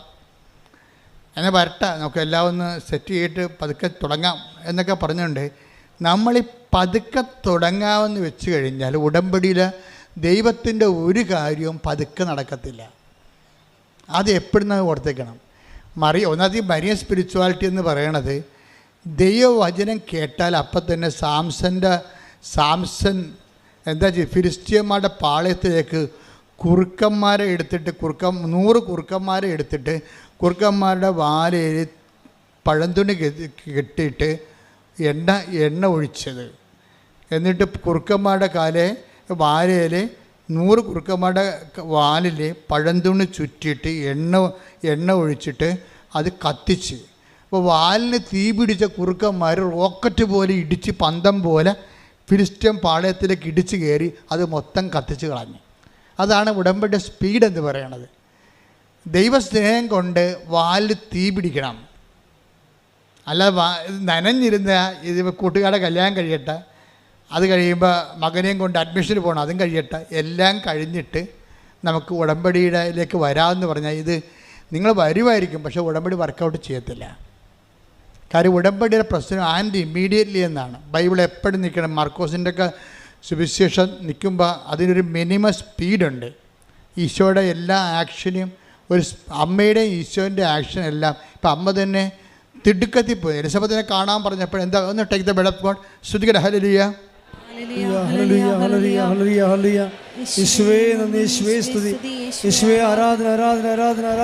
ലൂക്കാ 1:39 കേട്ടോ.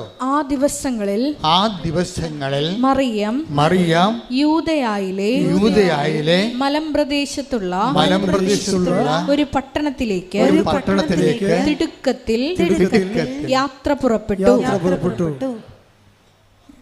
അപ്പം മറിയം പോകുമ്പോൾ യാത്ര പുറപ്പെട്ടെന്ന് പറഞ്ഞാൽ മതി. അത് തിടുക്കം പറയേണ്ട ഒരു കാര്യം അവിടെ ഇല്ല. ആ തിടുക്കം പറഞ്ഞില്ലെങ്കിൽ ആ ബൈബിളിൽ നിന്ന് ആ വചനം നിന്നോളും. സപ്പോർട്ടീവാണ്. പക്ഷേ ഈ ലൂക്ക പറയണ മറിയം ഇങ്ങനെ ചെല്ലട്ടെ എന്ന് പറഞ്ഞാൽ ആൾക്ക് നടക്കത്തില്ല. അങ്ങനെയല്ല പോയത്. എന്താണ്, ഇടിച്ച് കുത്തി ഒറ്റ പോക്കാണ് പോയത്. അതായത് റോക്കറ്റ് സ്പീഡാണ്. ഉടമ്പടിയിൽ നിങ്ങൾ കൈകാര്യം ചെയ്യുന്ന സ്പീഡാണ് ഉടമ്പടിയുടെ ഉടമ്പടി ഫയർ ആകുന്നതിൻ്റെ ഒരു മോഡ് അതാണ്. അപ്പോൾ എപ്പോഴും നമ്മൾ ചെയ്യണം, ഉടമ്പടി ചെയ്യുമ്പോൾ തളർന്നു കുത്തി ഇനി ആർക്കാണ് ഈ പത്രം കൊടുക്കേണ്ടത്, ആര് മേടിക്കുക, അവരിങ്ങോട്ടേക്കാണ് തിരിച്ചു തരിക, ഇങ്ങനെ അളിഞ്ഞ മോന്ത്യമായിട്ട് ഉടമ്പടി ചെയ്താൽ നിൻ്റെ ജീവിതം ഇങ്ങനെ അളിഞ്ഞിരിക്കുകയുള്ളത്. അതുകൊണ്ടാണ് ഞാൻ പറഞ്ഞത്, ആദ്യമേ നിങ്ങൾ ഈ പത്രം വെച്ച് പ്രാർത്ഥിക്കണം. ഇവിടെയൊക്കെ ആദ്യം സിംഹങ്ങളാണ് ഇവിടെ ഉടമ്പടി എടുത്തിരിക്കുന്നത്. അത് അവർക്ക് ഉടമ്പടി എടുക്കുമ്പോൾ തന്നെ അപ്പം തന്നെ ഒരു ദിവസം ഒരു ആങ്ങളെയും പെങ്ങളും ഞാൻ നോക്കുമ്പോൾ ഒരു പള്ളിയിൽ ബൈക്കിൽ പോവുകയാണ്. പെങ്ങളെ പുറകെ ഇരിക്കുന്ന ആങ്ങളെ വണ്ടി ഓടിക്കണം. 2 ചെറുപ്പക്കാരാണ്, 10, 22, 23 വയസ്സുണ്ട്. ഇതുങ്ങൾ എന്താ ചെയ്യണം നോക്കുമ്പോൾ പള്ളി കൊണ്ടുവന്ന് ബൈക്ക് ഇറങ്ങി വെച്ചും പടപടാന്ന് പള്ളി പിരിയണ സമയത്ത് തന്നെ എല്ലാവർക്കും പ്രാർത്ഥിച്ച്, അമ്മയുടെ പത്രമാണ്, നിങ്ങളുടെ ജീവിതം മാറി മറിക്കും, നിങ്ങളത് വായിക്കണം, മറ്റവർക്ക് വായിച്ചതിന് ശേഷം കൊടുക്കണം എന്നൊക്കെ പറഞ്ഞ് പടപട കൊടുത്തിട്ട് അവരപ്പത്തേന് അടുത്ത വണ്ടി 5 മിനിറ്റ് 10 മിനിറ്റ് കൊണ്ട് അവർ ആ മിഷൻ കറക്റ്റ് ചെയ്തിട്ടും അടുത്ത പള്ളി ആ പള്ളി ഇപ്പോൾ എപ്പോഴാണ് പിരിയുമെന്ന് അവർക്ക് അറിയത്തില്ല. ആ പള്ളി പിരിയുമ്പോൾ അവിടെ എത്തണം, അടുത്ത പള്ളി എത്തണം. അപ്പോൾ ഇങ്ങനെ ഈ വാലിൽ തീ പിടിച്ച കുറുക്കന്മാരെപ്പോലെ ഈ സാധനം ചെയ്യണത്. അപ്പം അങ്ങനെ വരുമ്പോൾ അതായത് ഉടമ്പടി വരുമ്പോൾ ഉടമ്പടിയുടെ എല്ലാ കാര്യവും അങ്ങനെയാണ്. ആ രോഗിനെ കാണണം, അച്ഛൻ പറഞ്ഞിട്ടുണ്ട് രോഗിനെ കാണണമെന്ന് പറഞ്ഞിട്ടുണ്ട്. എവിടെ ഇപ്പം രോഗികൾ വല്ലയിടത്തും ഉണ്ടായി, ഇന്ത്യയിൽ രോഗി വല്ലയിടത്തും ഉണ്ടാകുന്നു, ഇന്ത്യയിലെ രോഗികൾ വല്ലയിടത്തും ഉണ്ടാകുന്നു. എവിടെയാണ് കൊച്ചമ്മ ചേച്ചി വല്യമ്മ ആശുപത്രി പോയിട്ട് വന്നാ, അമ്മ എന്താണ് വല്യമ്മ ആശുപത്രിയിലായിരുന്നില്ല വന്നാ, എന്തായാലും ഇവർക്ക് ആശുപത്രി പോകാൻ കഴിയില്ല, വീട്ടിലാകുമ്പോൾ പോയാൽ മതിയല്ല. അപ്പോൾ ഇങ്ങനെ ഉഡായിപ്പ് കാണിച്ചാൽ ഉടമ്പടിയിലെ സംഗതി കുഴപ്പമാകും. ഉടമ്പടി ആയാൽ നിങ്ങൾ എന്ത് ചെയ്തു എന്നല്ല ചോദിക്കണത്, നിങ്ങളത് എന്ത് സ്പിരിറ്റിൽ ചെയ്തു എന്നാണ് ചോദിക്കണത്, എന്ത് അരൂപിലാണ് ചെയ്യുന്നത്.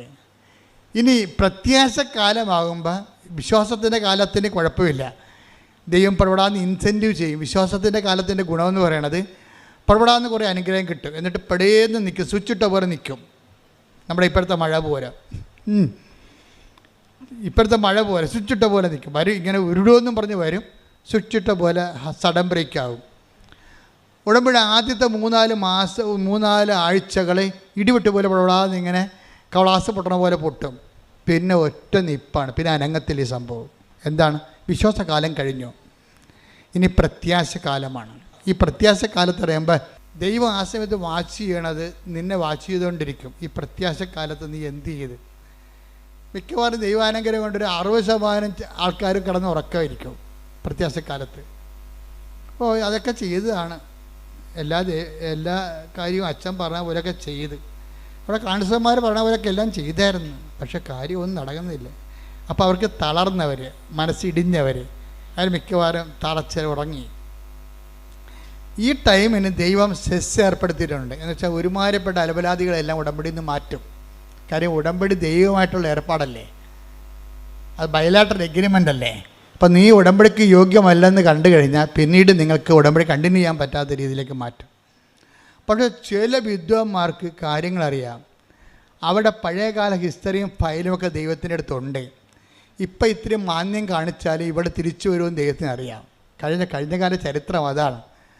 അതുകൊണ്ട് ദൈവം ഒരു ചെറിയൊരു അനുഗ്രഹമൊക്കെ ഭിന്നിച്ച് കാണിച്ചിട്ട് അവളെ ഒന്നൊരു ഇൻസെൻറ്റ് കൊടുത്തിട്ട്, കാരണം ദൈവം നിങ്ങൾ ഉടമ്പടി തുടരാൻ ദൈവം ആഗ്രഹിക്കുന്നുണ്ട്. അതെന്താ പ്രശ്നം വെച്ച് കഴിഞ്ഞാൽ ഉടമ്പടി ഒരു ജീവിത രീതിയാണ്. അത് പറമ്പ് വിൽക്കാനും ജപ്തി മാറാനും വേണ്ടിയുള്ള തൽക്കാലത്തേക്കുള്ള സൂത്രപ്പണിയല്ലത്. അപ്പം അങ്ങനെ അതാണ്. അത് കഴിയുമ്പോൾ ഇത് നിർത്താവെന്നൊക്കെ പറഞ്ഞ് ഉടമ്പടിയിൽ ആ രീതിയിൽ ഉടമ്പടിയെ കാണുന്ന ആൾക്കാരെ കുറച്ച് കഴിയുമ്പോൾ ദൈവം വകഞ്ഞു മാറ്റും, ആ മേഖലയിൽ നിന്ന് മാറ്റും. എന്നിട്ട് ദൈവം നിലനിർത്തും, ബാക്കിയുള്ള 40% നിലനിർത്തും. ഈ 40%-ക്കുറിച്ചാണ് സക്കറിയ ഇന്ന് പറയണത്. സക്കറിയ ഞാൻ കണ്ടില്ലേ, ഞാൻ കണ്ണും പൂട്ടി വചനം എടുത്തപ്പോൾ എന്താ പറയണത്? അവശേഷിക്കുന്നവർ അവകാശം. Take the word of God. Zechariah 8:12. Zechariah 8:12. എന്താ? ഞാൻ സമാധാനം വിതയ്ക്കും. ഞാൻ സമാധാനം വിതയ്ക്കും. മുന്തിരി ഫലം നൽകും. നിലം വിളവ് നൽകും. ആകാശം മഞ്ഞു പൊഴിക്കും. ഈ ജനത്തിൽ അവശേഷിക്കുന്നവർ ഇതെല്ലാം അവകാശമാക്കാൻ ഞാൻ ഇടയാക്കും. അതാ വിഷയം. അവശേഷിക്കുന്നവരാണ് അവകാശം പ്രാപിക്കുന്നത്, അല്ലാതെ ആരംഭശൂരത്വം കാണിക്കുന്നവരല്ല. ഈ ആരംഭശൂരത്വക്കാരെ കർത്താവിന് നല്ലവണ്ണം അറിയാം. അതുകൊണ്ട് തന്നെ അനുഗ്രഹം ആദ്യത്തെ ഒരു സെക്ഷൻ കഴിഞ്ഞിട്ട് സ്വിച്ചിട്ട പോലെ അനുഗ്രഹം നിൽക്കും. പ്രത്യാശയുടെ സമയത്തേക്ക് ചെല്ലുമ്പോൾ ഇത് ലാഗ് ചെയ്യും. എന്നിട്ട് 60% പേര് പിരിഞ്ഞു പോരും. പിരിഞ്ഞു പോണതല്ല, പിന്നീട് ഒരിക്കലും ആലപ്പുഴ വരത്തില്ല. അതാണ് സംഭവം. അത് ഇവിടെ ഈ ഉടമ്പടിക്ക് മാത്രമുള്ളതല്ല, ദൈവമായിട്ട് ബന്ധമുള്ള എല്ലാ വിഷയവും അങ്ങനെയാണ്. ആദ്യം കുറച്ച് ഇൻസെൻറ്റീവ് കാണിക്കും, അപ്പോൾ കുറേ ആൾക്കാർ വെക്കാനായാലും വെള്ളം വീഞ്ഞാക്കും. അതുപോലെ തന്നെ കടനിമിത്തം നടക്കും. അതുപോലെ തന്നെ മത്സ്യങ്ങൾ വർദ്ധിപ്പിക്കും. അങ്ങനെ കുറേ അത്ഭുതങ്ങൾ നടന്നു കഴിയുമ്പോൾ ഒത്തിരി പേര് കർത്താവിലേക്ക് വരും. കുറേ അണ്ണന്മാർ ശിഷ്യന്മാരാകും. ആ ശിഷ്യന്മാരുടെ കൂട്ടത്തിൽ കുറച്ച് കഴിയുമ്പോൾ ഈ സ്നേഹത്തിൻ്റെ കാലം തുടങ്ങും. പ്രത്യാശയുടെ കാലം കഴിഞ്ഞ് പിന്നെ വേണ്ടത് കുറച്ചുകൂടി ബുദ്ധിമുട്ടാണ്. എന്താ കാര്യം? അവിടെ സ്നേഹം മാത്രമേ ഇൻവെസ്റ്റ് ചെയ്യത്തുള്ളൂ. അവിടെ നിങ്ങളുടെ ജോലി, വീട്, വിവാഹം, അങ്ങനെ ഒരു കാര്യവും ദൈവം അഡ്രസ്സ് ചെയ്യത്തില്ല. ദൈവം നോക്കും നിൻ്റെ സ്നേഹം വളർന്നുവെന്ന് നോക്കും. അതാണ് സ്നേഹത്തിൻ്റെ കാലം എന്ന് പറയണത്. ഉടമ്പടിയുടെ സ്നേഹത്തിൻ്റെ കാലത്ത് നോ സൈൻ, അടയാളമൊന്നുമില്ല. ആശുഷ ജീവിതം ഇങ്ങനെ പോകും. പണ്ടുമ്പോൾ ഉടമ്പടി എടുക്കാഞ്ഞ കാലത്ത് എങ്ങനെയായിരുന്നു ഏതാണ്ട് അതുപോലെയൊക്കെ തന്നെ പോകും. അപ്പം ദൈവം പരിശുദ്ധാത്മാവ് ഉണ്ടെങ്കിൽ ദൈവം പറയും ഇത് സ്നേഹത്തിൻ്റെ കാലമാണ്. ഇവിടെ നമ്മുടെ ഈ ഡിപ്പോസിറ്റ് എന്ന് പറയുന്നത് സ്നേഹം മാത്രമാണ്. ജോലിക്ക് വേണ്ടിയുള്ള പ്രാർത്ഥന ഒന്നും ഏക്കത്തില്ല. കൊച്ചുണ്ടാകാൻ വേണ്ടി പ്രാർത്ഥിക്കുന്നു, കല്യാണം കിട്ടാൻ വേണ്ടി പ്രാർത്ഥിക്കുന്നു. അതൊക്കെ നീ നേരത്തെ ഫെയ്ത്ത് കാലത്ത് പ്രാർത്ഥിച്ചതാണ്. ഇപ്പം അതിനൊന്നും അടയാളമില്ല. ഇപ്പം തോന്നണത് നിനക്ക് ദൈവത്തോട് സ്നേഹമുണ്ടോ എന്നേ നോക്കത്തുള്ളൂ. അതാണ് സ്നേഹത്തിൻ്റെ കാലം. ഈ സ്നേഹത്തിൻ്റെ കാലം എന്ന് പറയുന്നത് ഒരു 1.5 കാലമാണ്. കാര്യം ഇതെന്ന് പറയണത് ഒരു 20% സർവൈവിങ് കിട്ടും ഇതിനകത്തുനിന്ന് സ്നേഹത്തിൻ്റെ കാലത്ത്. ഇവിടെ ഒരു അവശേഷിക്കുന്ന ആൾക്കാരുണ്ട്. അവശേഷിക്കുന്നവർ അവകാശം പ്രാപിക്കുന്ന ഒരു കാലമുണ്ട്.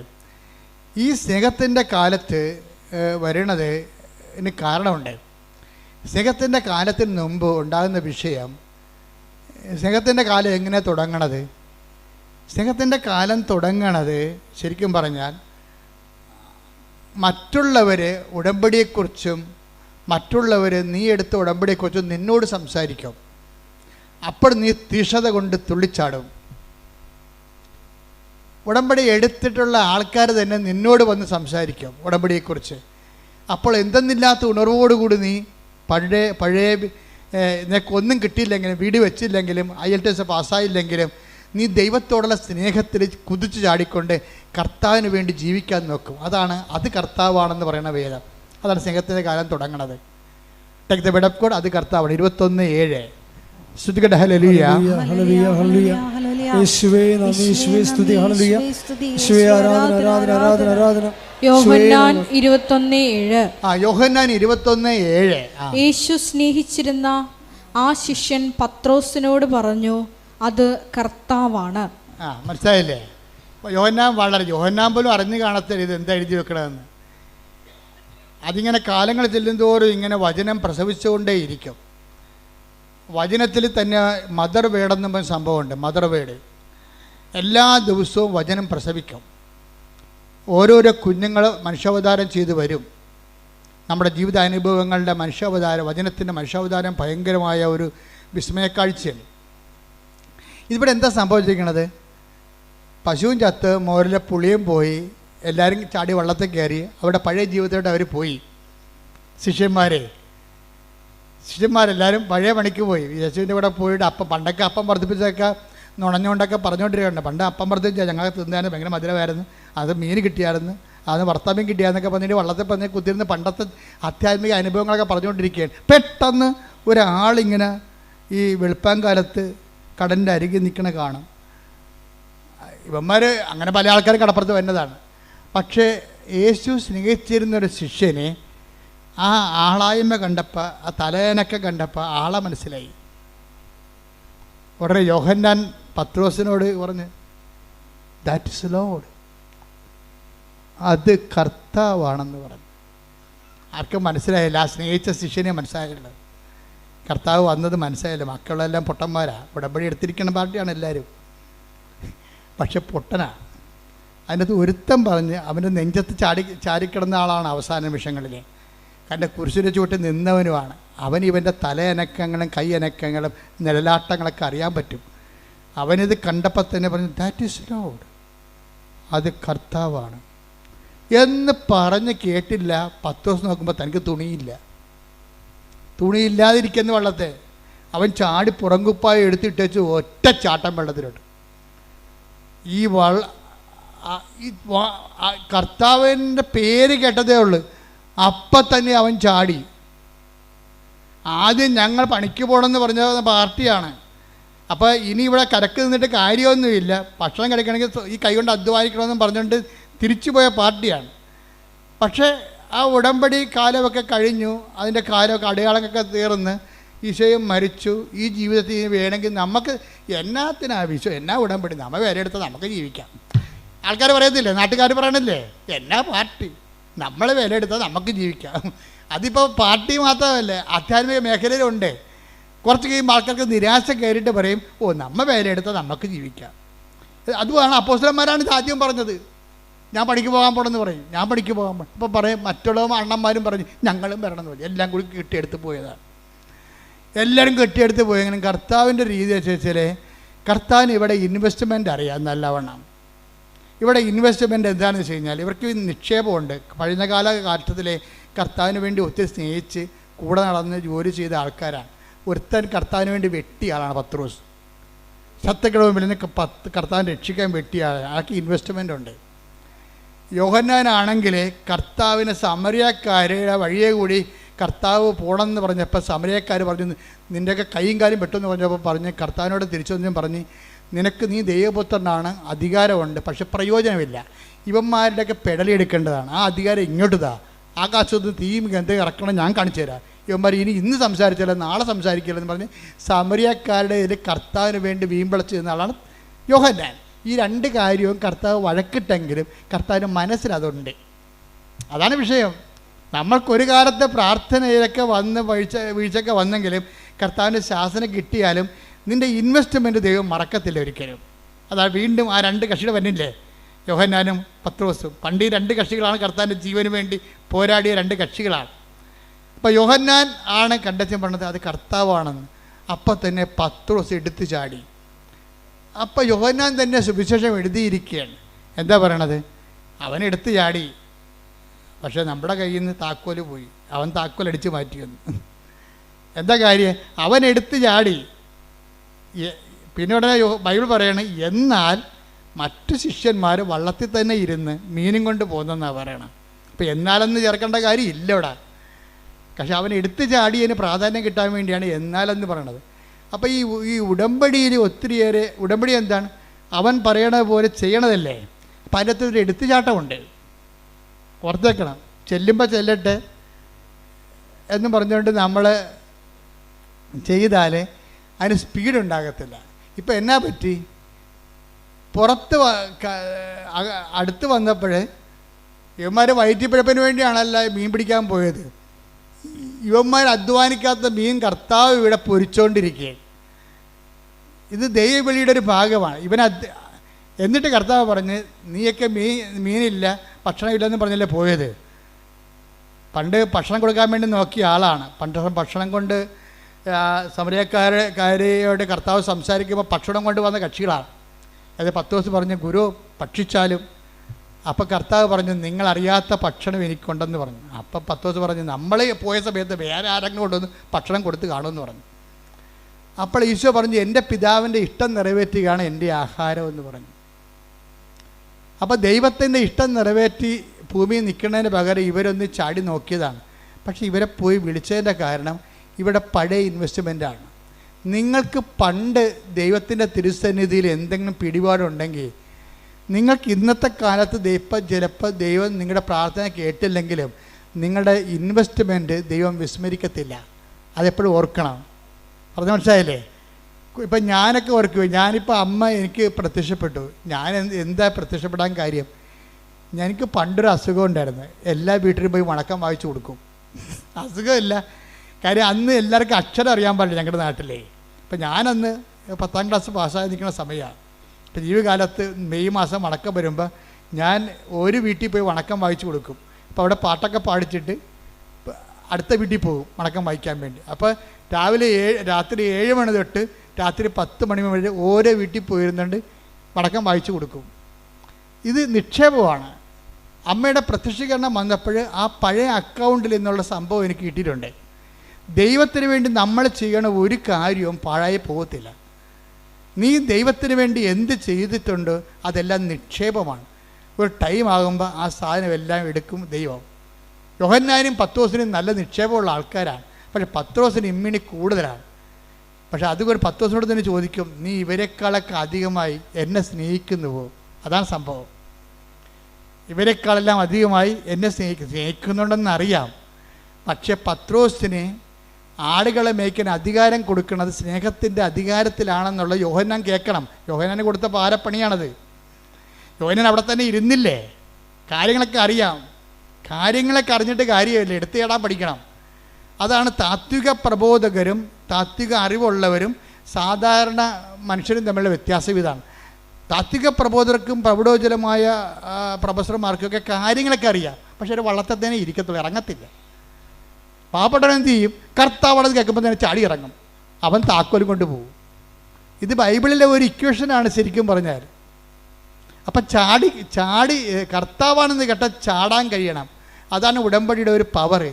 എന്നിട്ട് ചാടിക്കഴിയുമ്പോൾ കർത്താവ് പറയും, യോഹന്നാനോട് പറയും, യോഹന്നാന് കിട്ടേണ്ട സംഭവമാണ് ഇതെല്ലാം. ആടുകളെ മേയ്ക്കണ കാര്യമൊക്കെ യോഹന്നാന് കിട്ടേണ്ടതാണ്. കിട്ടത്തില്ല. കാര്യം വെച്ച് കഴിഞ്ഞാൽ ഒരു കാര്യം യോഹന്നാനാണ് കുരിശിൻ്റെ ചുവടെ നിന്നതേ. കുരിശിൻ്റെ ചുവടെ നിന്നത് യോഹന്നാനാണ്. അപ്പോൾ നല്ല മാർക്ക് സ്കോർ ചെയ്ത ആളാണ്. പക്ഷേ അവസാനത്തെ സ്കോറിന് 50 മാർക്കുണ്ടായിരുന്നു. അത് യോഹന്നാൻ അറിയാൻ പാടില്ലായിരുന്നു. യോഹന്നാൻ ആ അവസാനത്തെ ചോദ്യത്തിന് അവസാനത്തെ ക്വസ്റ്റ്യന് ട്രയലിൽ 50 മാർക്കാണ്. ആ സാധനം പത്രോസിന് കിട്ടിയപ്പോൾ 10 മാർക്ക് യോഹന്നാനൊക്കെ കൂടുതലായി പോയി പത്രോസിന്. എന്തുകൊണ്ടാണ് പത്രോസിനെ അധികാരം കൊടുത്തതെന്ന് യോഹന്നാനോട് പറയാതെ പറയണതാണ്, നീ ഇവരെക്കാളെല്ലാം അധികമായി എന്നെ സ്നേഹിക്കുന്നുണ്ടോ. അതാണ് ഉടമ്പടിയുടെ സ്നേഹക്കാലം എന്ന് പറയുന്നത്. പിടിയിടിയാ, ഉടമ്പടിയിൽ ഒരു അനക്കം ഉണ്ടാകത്തില്ല. നമ്മൾ വേലയെടുത്താൽ നമ്മൾക്ക് ജീവിക്കാൻ പറഞ്ഞ രീതിയിൽ ആ ശിഷ്യന്മാർ ആയിപ്പോകും. അപ്പോൾ നമ്മൾ ഉടമ്പടി ചില ആൾക്കാർ മറന്നു പോകും. പക്ഷേ ആരെങ്കിലും നമ്മളെ ഉടമ്പടി ഓർപ്പിച്ചാൽ, അപ്പോൾ പഴയ വർദ്ധിച്ച വീര്യത്തോട് നമ്മളെ വീണ്ടും ചാടിക്കഴിഞ്ഞാൽ അത് സ്നേഹത്തിൻ്റെ കാലമാണ്. എല്ലാവരെക്കാൾ ഉപരിയായി ദൈവത്തെ സ്നേഹിക്കുന്ന കാലം. അപ്പോൾ എല്ലാവരെക്കാൾ ഉപരിയായി ദൈവത്തെ സ്നേഹിക്കുക എന്നുള്ള ഒരു ഉടമ്പടിയുടെ ഒരു നിബന്ധന ബൈബിൾ മുഴുവൻ നിറഞ്ഞു നിൽക്കുന്ന ഒരു ക്യാപിറ്റൽ വെളിപാടാണ്. നിൻ്റെ കർത്താവായ ദൈവം ഞാനാകുന്നു, ഞാനല്ലാതെ മറ്റൊരു ദൈവം നിനക്ക് ഉണ്ടാവരുത്. ആ ദൈവം തന്നെയാണ് പിന്നീട് വചനം മാസമായി കഴിയുമ്പോഴും ആ നിബന്ധനകൾക്ക് മാറ്റമില്ല. എന്താണ്? നിത്യജീവൻ പ്രാപിക്കാൻ ഞാൻ എന്ത് ചെയ്യണമെന്ന് ചോദിക്കുമ്പോൾ പറയും, എല്ലാത്തിനേക്കാൾ ഉപരി ആ ദൈവത്തെ സ്നേഹിക്കുക, നിന്നെപ്പോലെ തന്നെ നിൻ്റെ അയൽക്കാരനെ സ്നേഹിക്കുക. ആ നിബന്ധനകൾക്ക് പിന്നെ മാറ്റമില്ല. പത്രോസിലേക്ക് വരുമ്പോൾ പറയും, നീ ഇവരെക്കാൾ അധികമായി എന്നെ സ്നേഹിക്കുന്നുണ്ടോ. അപ്പോൾ പത്രോസ് പറയും, യു നോ ഇറ്റ് എന്ന് പറയും. എന്താണ്? നിനക്കത് അറിയാം. ഞാൻ പറഞ്ഞാൽ എനിക്ക് വിഷമമാണെന്ന് പറയും. അതാണ് പത്രോസ് പറയണത്. കാര്യം കർത്താവ് കാണിച്ച ഒരു വല്ലാത്ത ഒരു പണിയുണ്ട്. കാര്യം കർത്താവിൻ്റെ കയ്യെ വിലങ്ങ് വീണപ്പോൾ പത്രോസ് വാളൂരി, ആ 200 പേരാണ് പന്തങ്ങളും വിളക്കുകളും ആയിട്ട് നിൽക്കണത്. പത്രോസ് ഒറ്റക്ക്. എന്നിട്ടും കർത്താവിൻ്റെ ജീവൻ രക്ഷിക്കാൻ വേണ്ടി ശത്രുപാളയത്തിൽ വെട്ടിയവനാണ് പത്രോസ്.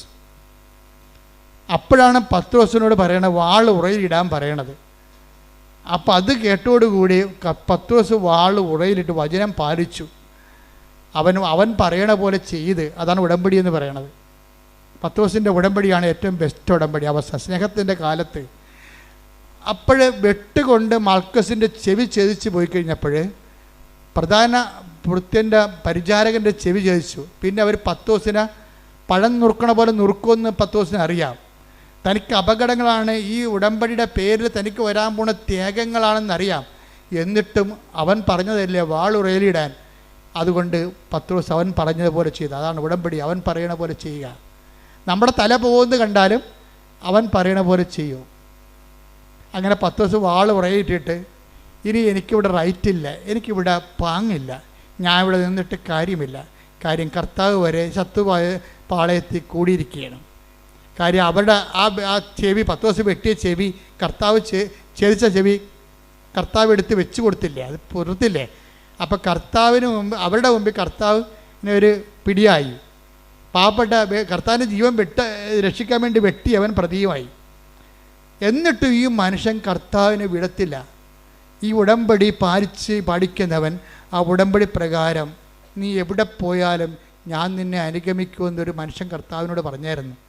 എന്ന് വെച്ചാൽ ഏത് സാഹചര്യത്തിലൂടെയാണ് എൻ്റെ ജീവിതം പോകണമെന്നുണ്ടെങ്കിലും നീ തന്നെ ഒരു ദിവസം എന്നെ തള്ളിപ്പറഞ്ഞാലും ഞാൻ നിന്നെ തള്ളിപ്പറയാതെ നിൻ്റെ പുറകെ വരുമെന്ന് പറഞ്ഞുകൊണ്ടാണ് യോഹന്നാൻ പറയും, അകലെ കൂടി അവൻ കർത്താവിനെ അനുഗമിച്ചെന്ന്.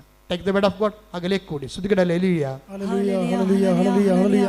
യേശുവേ നന്ദി, യേശുവേ സ്തുതി, ഹല്ലേലൂയ, ഹല്ലേലൂയ, ഹല്ലേലൂയ, ഹല്ലേലൂയ, ഹല്ലേലൂയ, യേശുവേ സ്തുതി, ഹല്ലേലൂയ. ലൂക്ക 22:54. ലൂക്ക 22:54. അവർ അവനെ പിടിച്ച് പ്രധാന ആചാര്യന്റെ വീട്ടിലേക്ക് കൊണ്ടുപോയി പത്രോസ് അകലെയായി അവനെ അനുഗമിച്ചിരുന്നു. അതാണ് സംഭവം. എന്നിട്ട് ഇത്രയും കർത്താവിനാൽ പ്രതിയാക്കപ്പെട്ട ഒരാളാണ്. കർത്താവിൻ്റെ ജീവന് വേണ്ടി നിന്നു, സഭയ്ക്ക് വേണ്ടി നിന്നു, ദൈവത്തിന് വേണ്ടി നിന്നു, ദൈവവിശ്വാസത്തിന് വേണ്ടി നിന്നു. പക്ഷെ നിനക്ക് കിട്ടിയത് എന്താ? നിനക്ക് കിട്ടിയത് ഒഴിവാക്കലും തള്ളിപ്പറച്ചിലുമാണ്. എന്നിട്ട് നീ ദൈവത്തെ വിടാതെ പത്രോസിനെ പോലെ കർത്താവിനെ അനുഗമിക്കണമെന്നുള്ള ബോധത്തിന് കർത്താവിൻ്റെ കണ്ണും വെട്ടത്തുണ്ടാകും. പത്രോസിനെ തള്ളിപ്പറഞ്ഞത് ആരാണ്? നിൻ്റെ വാളുറയിലിട്, വാളെടുക്കുന്ന വാളായി നശിക്കുന്നു പറഞ്ഞ ആരോടാണ്? പത്രോസിനെ തള്ളിപ്പറഞ്ഞ കർത്താവല്ലേ. അവനെ തള്ളിപ്പറഞ്ഞിട്ടും പത്രോസ് കർത്താവിനെ തള്ളിപ്പറഞ്ഞില്ല. പാവപ്പെട്ടവൻ നിരായുധനായി, അവൻ്റെ ജീവിതം അപകടത്തിലാണ്. കർത്താവ് പറഞ്ഞ പോലെ കേട്ടിട്ട് വാളും ഉറയിലിട്ടിട്ട് അവൻ കൊല്ലട്ടെ, എന്നാലും എൻ്റെ കർത്താവിൻ്റെ കൺവെട്ടത്തൊന്ന് ഞാൻ പോകുകയില്ല എന്ന് പറഞ്ഞുകൊണ്ട് നടന്നവനാണ് അവനെ വിളിക്കും കർത്താവ് അവസാനം. അവസാനം കണക്ക് തീർക്കാൻ വേണ്ടി വിളിക്കും. എന്ന് ചോദിക്കണത് എന്താണ്? ഇവരെക്കാൾ അധികമായി നീ എന്നെ സ്നേഹിക്കുന്നുവോ? ഉണ്ടെന്ന് കർത്താവിനറിയാം. യോഹന്നാൻ ബാക്റ്റായി പോണ അവിടെ വെച്ചാൽ കർത്താവാണെന്ന് കണ്ടിട്ടും വളർത്തതിന് ഇരുന്ന് കക്ഷി. കർത്താവല്ലേ, നമുക്കറിയാം, ചെന്നാൽ മതിയല്ല എന്ന് പറയും.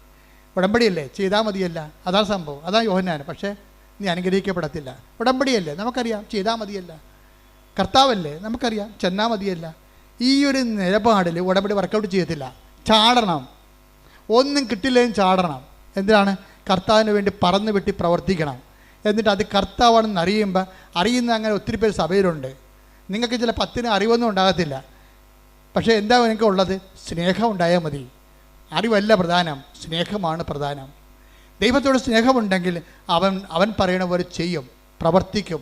കർത്താവിൻ്റെ നിന്ന് നമുക്ക് അടി കിട്ടിയാലും അവൻ്റെ കൺമട്ടത്ത് നിന്ന് നമ്മൾ പോകത്തില്ല. നമ്മളവിടെ തന്നെ നിൽക്കും. ഏതെങ്കിലും കാരണവശാൽ എപ്പോഴെങ്കിലും കർത്താവിനെ രക്ഷിക്കാൻ പറ്റുമെങ്കിൽ രക്ഷിക്കാമെന്നുള്ള ഉദ്ദേശത്തോടുകൂടിയാണ് 10 ദിവസം പുറകെ നടക്കുന്നത്. എന്തൊരു സ്നേഹമാണ് ആ മനുഷ്യന്! അതാണ് സ്നേഹത്തിൻ്റെ, ഉടമ്പടി സ്നേഹത്തിൻ്റെ കാലമെന്ന് പറയണത്. ഇപ്പോൾ ഉടമ്പടി വിശ്വാസത്തിൻ്റെ കാലമുണ്ട്, പ്രത്യാശയുടെ കാലമുണ്ട്, സ്നേഹത്തിൻ്റെ കാലമുണ്ട്. സമർപ്പണത്തിൻ്റെ കാലമെന്ന് പറയുമ്പോൾ ദൈവം ചില കാര്യങ്ങൾ നമ്മളിൽ നിന്ന് ഒരിക്കലും എടുത്തു മാറ്റത്തില്ല. അത് നമ്മൾക്ക് നിത്യജീവന് വേണ്ടി നമ്മളത് അനുഭവിക്കേണ്ടതാണ്. അതുകൊണ്ട് കർത്താവ് പറയും, ഇത് അനുഭവിക്കാൻ തന്നെയാണ് ഞാൻ ഈ മണിക്കൂറിലേക്ക് വന്നത്. Take the word of God. ശ്രുതികട്ടെ ഹല്ലേലൂയ, ഹല്ലേലൂയ, ഹല്ലേലൂയ, ഹല്ലേലൂയ, ഹല്ലേലൂയ. യേശുവേ നന്ദി, യേശുവേ സ്തുതി, ഹല്ലേലൂയ, ഹല്ലേലൂയ, ഹല്ലേലൂയ, ഹല്ലേലൂയ. യേശുവേ സ്തുതി, ഹല്ലേലൂയ, ഹല്ലേലൂയ. യേശുവേ നന്ദി, ആരാധന. ചില കാര്യങ്ങൾ നമ്മൾ അനുഭവിക്കേണ്ട കാര്യങ്ങളാണ്. ചിലത് അനുഗ്രഹമായിട്ടും അതിശയമായിട്ടും ഒക്കെ മാറിയിട്ട് അവസാനം ചില കാര്യങ്ങളുണ്ടാവും. അത് നമ്മൾ അനുഭവിക്കാതെ കടന്നു പോകാത്ത കാര്യമാണ്. ഇത് അനുഭവിക്കാതെ കടന്നു പോകത്തില്ലെങ്കിൽ 12 വായിച്ചേ. യോഹന്നാൻ 12:27. യോഹന്നാൻ 12:27. ഇപ്പോൾ എൻ്റെ ആത്മാവ് അസ്വസ്ഥമായിരിക്കുന്നു. പറഞ്ഞു, ഇപ്പോൾ എൻ്റെ ആത്മാവ് അസ്വസ്ഥമായിരിക്കുന്നു. ഞാൻ എന്തു പറയേണ്ടു? പിതാവേ, ഈ മണിക്കൂറിൽ നിന്ന് എന്നെ രക്ഷിക്കണമേ. അല്ല, ഇതിനു വേണ്ടിയാണല്ലോ ഈ മണിക്കൂറിലേക്ക് ഞാൻ വന്നത്. അപ്പം ചില കാര്യങ്ങൾ ദൈവഹിതമായിട്ട് നമ്മളെ കടന്നു പോകത്തില്ല. നമ്മളത് അനുഭവിക്കേണ്ടി വരും. ഈ അനുഭവിക്കേണ്ട കാലത്ത് വരുമ്പോൾ വിശ്വാസം വർക്കൗട്ട് ചെയ്തില്ല, പ്രത്യാശ വർക്കൗട്ട് ചെയ്യില്ല, സ്നേഹമല്ല. അവിടെ എന്താണ്? സമർപ്പണം. അതാണ് കർത്താവ് പറഞ്ഞത്. ഈശോ ആണ് ഇതിൻ്റെ അകത്ത് 10 ദിവസത്തിനേക്കാളും നല്ലത്. അവിടെയാണ് അതുകൊണ്ട് ഞാൻ എപ്പോഴും നമ്മുടെ അലക്സച്ചനൊക്കെ ആയിട്ട് എപ്പോഴും തർക്കിക്കും ഞങ്ങൾ ഭക്ഷണം കഴിക്കാൻ നേരത്ത്. കാര്യം അലക്സച്ചനൊക്കെ പറയും നമ്മൾ കർത്താവിൻ്റെ തനി പുരോഹിതരാണ്, ഇമേജാണ്, ആൾട്ടർ ക്രൈസ്റ്റാണ്. ഞാൻ പറഞ്ഞു ഇറ്റ്സ് ഓക്കെ, പക്ഷെ അത് പ്രായോഗികമാണെന്ന് അറിയത്തില്ല എന്ന് പറയും. അതെന്താ ഞാനങ്ങനെ പറഞ്ഞത്? അത് നമ്മൾ ക്രിസ്തു ആണെന്ന് പറഞ്ഞാലൊക്കെ സഭയുടെ പഠനങ്ങൾ അങ്ങനെയൊക്കെയാണ്. പക്ഷേ അത് ആശയം എന്തുമാത്രം പ്രായോഗികമാണെന്ന് അറിയത്തില്ലെന്ന് ഞാൻ പറയും. സഭയെ വിമർശിച്ച് പറയണതല്ല. കാര്യം ചില സ്ഥലങ്ങളിൽ ചെന്ന് കഴിഞ്ഞാൽ ഈ ലാസ്റ്റ് സെക്ഷൻ, വിശ്വാസത്തെ എക്സ്പ്രഷൻ്റെ ലാസ്റ്റ് സെക്ഷനിൽ സമർപ്പണമുണ്ട്. അത് ഈ 12:27 ബന്ധപ്പെട്ടതാണ്. എന്താണ്? ചില കാര്യങ്ങൾ ജീവിതത്തിൽ നമ്മൾ പ്രാർത്ഥിച്ച മാറാത്ത കാര്യങ്ങളുണ്ട്. അതിപ്പോൾ അതിലാണ് മാർക്ക്. അതിന് 80 മാർക്കാണ്, 50 അല്ല 80. പ്രാർത്ഥിച്ചാൽ മാറുന്ന കാര്യമൊക്കെ ചെയ്ത് കഴിഞ്ഞാൽ 9 മാർക്കേ ഉള്ളൂ. പ്രാർത്ഥിച്ചാൽ മാറാത്ത കാര്യം അക്സെപ്റ്റ് ചെയ്യണമെങ്കിൽ 80 മാർക്കാണ് അതിനെ. അതെന്താ ചെയ്യണം? അതുകൊണ്ട് ഈശോ എന്ത് പറയും? അപ്പാ ഐ കമണ്ട് മൈ സ്പിരിറ്റ് എന്ന് പറയും. എന്താണ് അവൻ? ഇതാ അപ്പ എൻ്റെ ആത്മാവിനെ അങ്ങേക്ക് സമർപ്പിക്കുന്നു. അവൻ തല ചായ്ച്ചെന്ന് പറയും. ചില കാര്യങ്ങളുടെ മുമ്പിൽ തല ചായ്ച്ച് കൊടുക്കേണ്ടി വരും. അപ്പോൾ അതാണ് സമർപ്പണത്തിൻ്റെ കാലമെന്ന് പറയണത്. ഉടമ്പടിക്കാലത്തിൻ്റെ അകത്ത് വിശ്വാസകാലമുണ്ട്, പ്രത്യാശയുടെ കാലമുണ്ട്, സ്നേഹത്തിൻ്റെ കാലമുണ്ട്, പിന്നെ സമർപ്പണത്തിൻ്റെ കാലം. സമർപ്പണത്തിൻ്റെ കാലത്തേക്ക് എല്ലാവരും കിട്ടുമെന്നൊന്നും ഞാൻ പ്രതീക്ഷിക്കണില്ല. കാര്യം വെച്ചാൽ സമർപ്പണത്തിൻ്റെ കാലമെന്ന് പറയണത് നമ്മൾ ഒരു നിഗൂഢമായ, ഇന്നത്തെ വചനത്തിൽ പറഞ്ഞ പോലെ ഒരു ഏറ്റവും നല്ല രത്നം കണ്ടെത്തിക്കഴിഞ്ഞാൽ പിന്നെ എല്ലാം വിൽക്കും, അല്ലേ? എല്ലാം വിൽക്കും. 13 എടുത്തേ, മത്തായിയുടെ 13-ാം അധ്യായം, ഏറ്റവും രത്നവ്യാപാരി ഏറ്റവും നല്ല രത്നം കണ്ടെത്തി കഴിഞ്ഞാൽ എല്ലാം വിൽക്കും. ശ്രുതിക്കട്ടെ ഹല്ലേലൂയ. ഹല്ലേലൂയ ഹല്ലേലൂയ ഹല്ലേലൂയ. യേശുവേ നന്ദി, യേശുവേ സ്തുതി. Hallelujah Mathai hallelujah. 13:44. മത്തായി 13:44. സ്വർഗരാജ്യം വയലിൽ ഒളിച്ചു വെച്ചിരിക്കുന്ന നിധിക്ക് തുല്യം. അത് കണ്ടെത്തുന്നവൻ അത് മറച്ചു വെക്കുകയും സന്തോഷത്തോടെ പോയി തനിക്കുള്ളതെല്ലാം വിറ്റ് ആ വയൽ വാങ്ങുകയും ചെയ്യുന്നു. അതെന്താ പ്രശ്നം വെച്ച് കഴിഞ്ഞാൽ, ഒരു നിധി നമ്മൾ കുറച്ച് കഴിയുമ്പോൾ ദൈവരാജ്യത്തിലേക്ക് വരും. ഈ മനുഷ്യരാജ്യത്തിൽ നിന്നൊക്കെ നമ്മൾ മാറിയിട്ട് അവസാനം ദൈവരാജ്യത്തിൽ, ക്രിസ്തു വസിക്കുന്ന ദൈവരാജ്യത്തേക്ക് എത്തുമ്പോൾ ക്രിസ്തുവാണ് ഏറ്റവും വലിയ നിധി എന്ന് നമ്മൾ മനസ്സിലാകും. അപ്പോൾ ക്രിസ്തുവിനെ നേടാൻ വേണ്ടി പിന്നെ എന്തു ചെയ്യും? എല്ലാം വിൽക്കും, ആശകൾ വിൽക്കും. നമുക്ക് കുറേ വിൽക്കാനുണ്ടാവില്ല. നമ്മുടെ പ്രാർത്ഥനയുടെ എന്തുമാത്രം ആവശ്യങ്ങളാണ് ഉള്ളത്, അതൊക്കെ നമ്മൾ കോംപ്രമൈസ് ഒത്തുതീർക്കും. എന്താണ്? നിൻ്റെ പ്രാർത്ഥനയ്ക്ക് ഉത്തരം ലഭിക്കുന്ന ഏറ്റവും വലിയ അൾട്ടിമേറ്റ് ആൻസർ ആരാണ്? ക്രിസ്തുവാണ്. അതുകൊണ്ട് ക്രിസ്തുവിനെ നേടാൻ വേണ്ടി ഞാനെല്ലാം കുപ്പയായിട്ട് കരുതണം. Take the word of God. ശ്രുതിക്കട്ടെ ഹല്ലേലൂയ. ഹല്ലേലൂയ ഹല്ലേലൂയ ഹല്ലേലൂയ ഹല്ലേലൂയ. യേശുവേ നന്ദി, യേശുവേ സ്തുതി. ഹല്ലേലൂയ ഹല്ലേലൂയ ഹല്ലേലൂയ ഹല്ലേലൂയ ഹല്ലേലൂയ. യേശുവേ സ്തുതി. ഹല്ലേലൂയ ഹല്ലേലൂയ. ഫിലിപ്പി 3:7-8. ഫിലിപ്പി 3:7-8. ഇവയെല്ലാം ക്രിസ്തുവിനെ പ്രതി നഷ്ടമായി ഞാൻ കണക്കാക്കി. ഇതെല്ലാം ക്രിസ്തുവിനെ പ്രതി നഷ്ടമായി ഞാൻ കണക്കാക്കുന്നു. ഇവ മാത്രമല്ല എന്റെ കർത്താവായ യേശു ക്രിസ്തുവിനെ പറ്റിയുള്ള ജ്ഞാനം കൂടുതൽ വിലയുള്ളതാകയാൽ സർവവും നഷ്ടമായി തന്നെ ഞാൻ പരിഗണിക്കുന്നു. അവനെ പ്രതി ഞാൻ സകലവും നഷ്ടപ്പെടുത്തുകയും ഉച്ഛിഷ്ടം പോലെ കരുതുകയുമാണ്. അപ്പൊ നമ്മളെ ഒരു കാലം വരും എല്ലാം വേസ്റ്റ്, ക്രിസ്തു അല്ലാത്ത എല്ലാം വേസ്റ്റായി തോന്നുന്നൊരു കാലമുണ്ട്. അതാണ് സമർപ്പണത്തിൻ്റെ കാലം.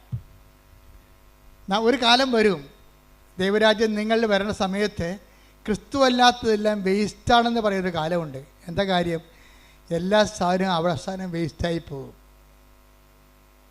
എല്ലാ സംഭവവും അവസാനം വേസ്റ്റായി പോകും. നിങ്ങളുടെ മക്കൾ, ജോലി, വീട്, വിവാഹം, മക്കൾ, ഭർത്താവ്, നിങ്ങളുടെ ആരോഗ്യം, എല്ലാ സംഭവങ്ങളും കുറച്ച് കഴിയുമ്പോൾ വേസ്റ്റായി പോകും.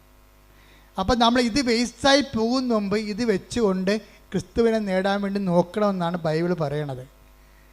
അതുകൊണ്ട് തന്നെ ചില കാര്യങ്ങൾ നിങ്ങൾക്ക് തരാതെ നിങ്ങൾ ക്രിസ്തുവിനെ സ്വീകരിക്കൂ എന്ന് പറയും.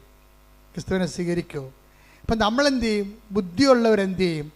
ബുദ്ധിയുള്ളവർ ഏതെങ്കിലും ഒരു പ്രാർത്ഥന ആൻസർ ചെയ്യുന്നില്ലെന്ന് കണ്ടാൽ എല്ലാ വാഗ്ദാനങ്ങളും 2 കൊരിന്ത്യർ 1:20 നമ്മൾ ആദ്യം വായിച്ച പോലെ ക്രിസ്തുവിൽ അതേ ആയതുകൊണ്ട് ക്രിസ്തുവിനെ നേടാൻ വേണ്ടി നമ്മൾ നോക്കും. ക്രിസ്തുവിനെ നേടിക്കഴിഞ്ഞാൽ പിന്നെ നമ്മളുടെ തിരികെത്തിക്കണതും പത്രം കൊടുക്കണതും അതുപോലെ തന്നെ രോഗികളെ പോയി കാണുന്നതും ഓർഫണേജുകളെ സന്ദർശിക്കുന്നതും ക്ഷമിക്കുന്നതും എല്ലാ കാര്യവും ചീത്തമായ ബന്ധങ്ങൾ ഉപേക്ഷിക്കുന്നതും എല്ലാം ക്രിസ്തുവിനെ നേടാൻ വേണ്ടി കാഴ്ചവെക്കും. ഇപ്പം നിങ്ങൾ ചെയ്യണമെന്ന് വെച്ച് കഴിഞ്ഞാൽ IELTS പാസ്സാകാനോ PR കിട്ടാനോ വേണ്ടിയാണ് നിങ്ങളതെല്ലാം ചെയ്യണത്. പക്ഷേ ഉടമ്പടിയുടെ സമർപ്പണക്കാലം വരുമ്പോൾ ഇങ്ങനെയുള്ള മാനുഷിക ലോകനിയോഗങ്ങളെല്ലാം മാറ്റിയിട്ട് ഏറ്റവും വലിയ നിയോഗം ക്രിസ്തുവിനെ നേടാനാണെന്ന് തോന്നണം. അതാണ് ഈ സമർപ്പണത്തിൻ്റെ കാലം, ഉടമ്പടിയുടെ സമർപ്പണത്തിൻ്റെ കാലം എന്ന് പറയുന്നത്. അതുകൊണ്ടാണ് ഞാൻ നിങ്ങൾക്ക് ഉടമ്പടി അലൂമിനിയമൊക്കെ തരണത്. എന്താ സിൽവർ ഗ്രേ ഇല്ലേ? Silver grey. പക്ഷേ സിൽവർ ഗ്രേയിൽ വരെ നിങ്ങൾ ഉടമ്പടി പോകുമ്പോൾ ഞാൻ നിങ്ങളെ കൊണ്ടുപോകുന്നതിൻ്റെ കാരണം ഒടുവിൽ ഈ സിൽവർ ഗ്രേക്കാർ തങ്ങൾ ആദ്യം വെച്ച നിയോഗത്തെക്കാൾ വലിയ നിയോഗമാണ് ക്രിസ്തുവെന്ന് അവർ ധരിക്കാനും മനസ്സിലാക്കാനും വേണ്ടിയാണ് അവർ നിരന്തരമായിട്ട് ഉടമ്പടി ധ്യാനം കൂടാനും അവൻ പറയണ പോലെ ജീവിതത്തിൽ ചെയ്യാൻ വേണ്ടി ഞാൻ നിങ്ങളെ നിർബന്ധിക്കുന്നതിൻ്റെ കാരണം അതാണ്. അപ്പോൾ അതിൻ്റെ അകത്തുള്ളിൽ കേസോ വഴക്കോ അസ്വസ്ഥതയോ ഒക്കെ ഉണ്ടായാൽ ഞാൻ പറയും നിങ്ങളത് ക്രിസ്തുവിനെ പ്രതി ടേക്കപ്പ് ചെയ്യണം. കാര്യം ഇതിൻ്റെ പിന്നിലുള്ള സത്യം നമ്മൾ ഇപ്പം കാണുന്ന നിരാശ അല്ല, അതിലുപരി ഏറ്റവും വലിയ ദൈവത്തിന് നൽകാൻ പറ്റുന്ന ദാനമെന്ന് പറയുന്നത് തൻ്റെ ഏകജാതിന് നൽകുന്നതാണ്. അതാണ് ഏകജാതിന് നൽകാൻ തക്കവിധം ദൈവം അത്രമാത്രം ലോകത്തെ സ്നേഹിച്ചു. അപ്പം അങ്ങനെ ചെയ്ത ദൈവത്തിൻ്റെ സ്നേഹത്തിൻ്റെ ഒരു തുറമുഖത്തേക്കാണ് ഈ ആധ്യാത്മികമായ യാനം അവസാനം തുഴഞ്ഞെത്തി വരണത്.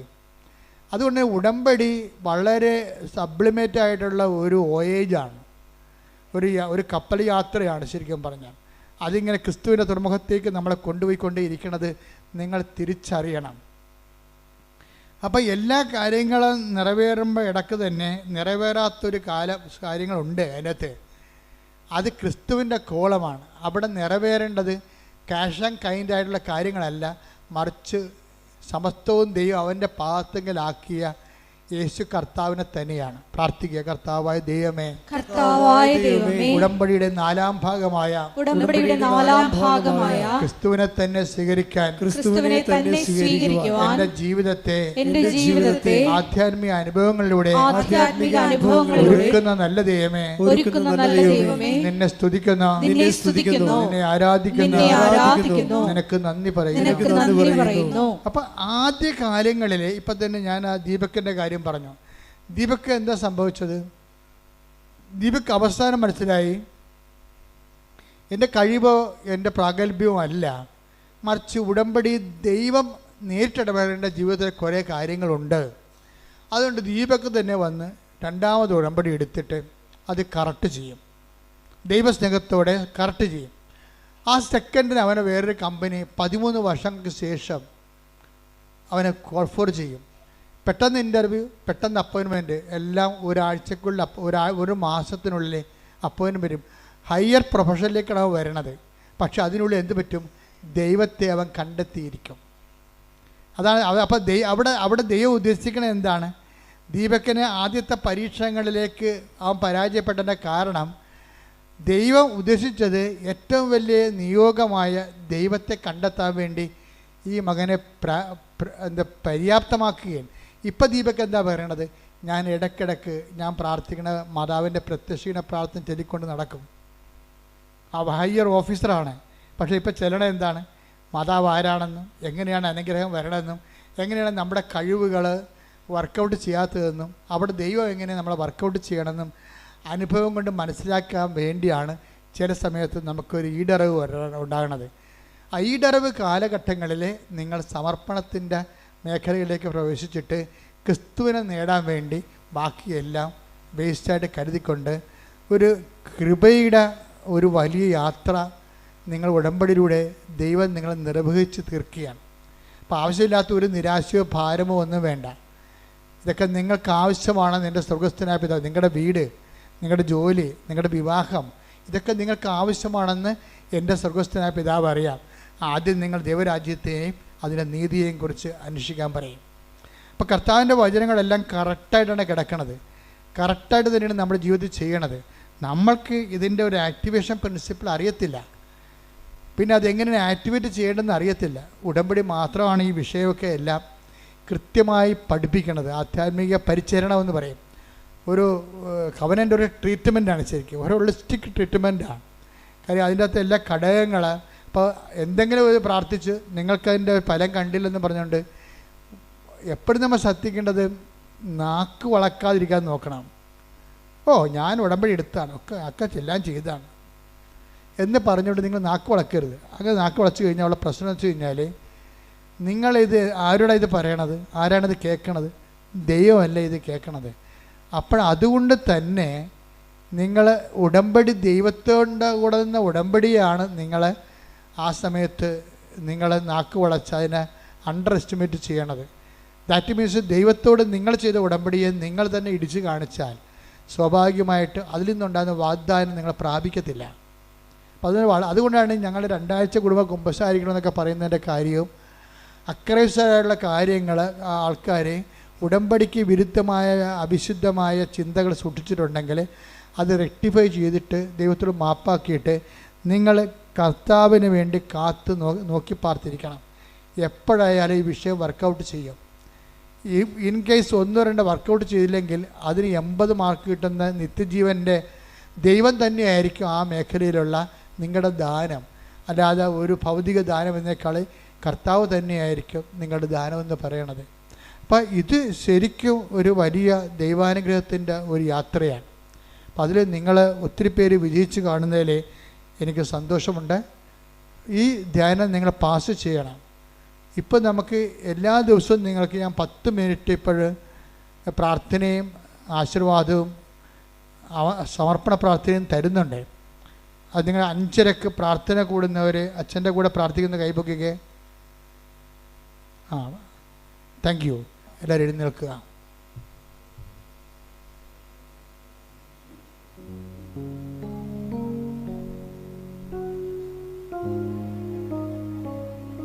അച്ഛൻ പ്രാർത്ഥിക്കും, മക്കളെ സ്തുതിച്ചാൽ മതി. എല്ലാ മേഖലകളെയും സമർപ്പിച്ചുകൊണ്ട് പ്രാർത്ഥിക്കാൻ പോവുകയാണ്. ഹല്ലേലൂയ, ഹല്ലേലൂയ, ഹല്ലേലൂയ. മഹത്വം, കർത്താവിന്റെ മഹത്വം, ഉന്നതമായ ആരാധന, ആരാധന. Hallelujah, hallelujah.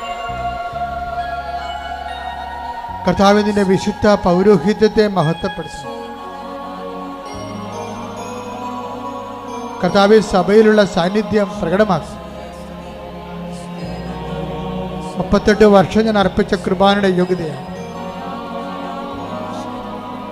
കൃപാസ്ഥാനത്താറെ ജീവനോടെ പ്രത്യക്ഷപ്പെട്ട പരിശുദ്ധ അമ്മയുടെ മധ്യസ്ഥത,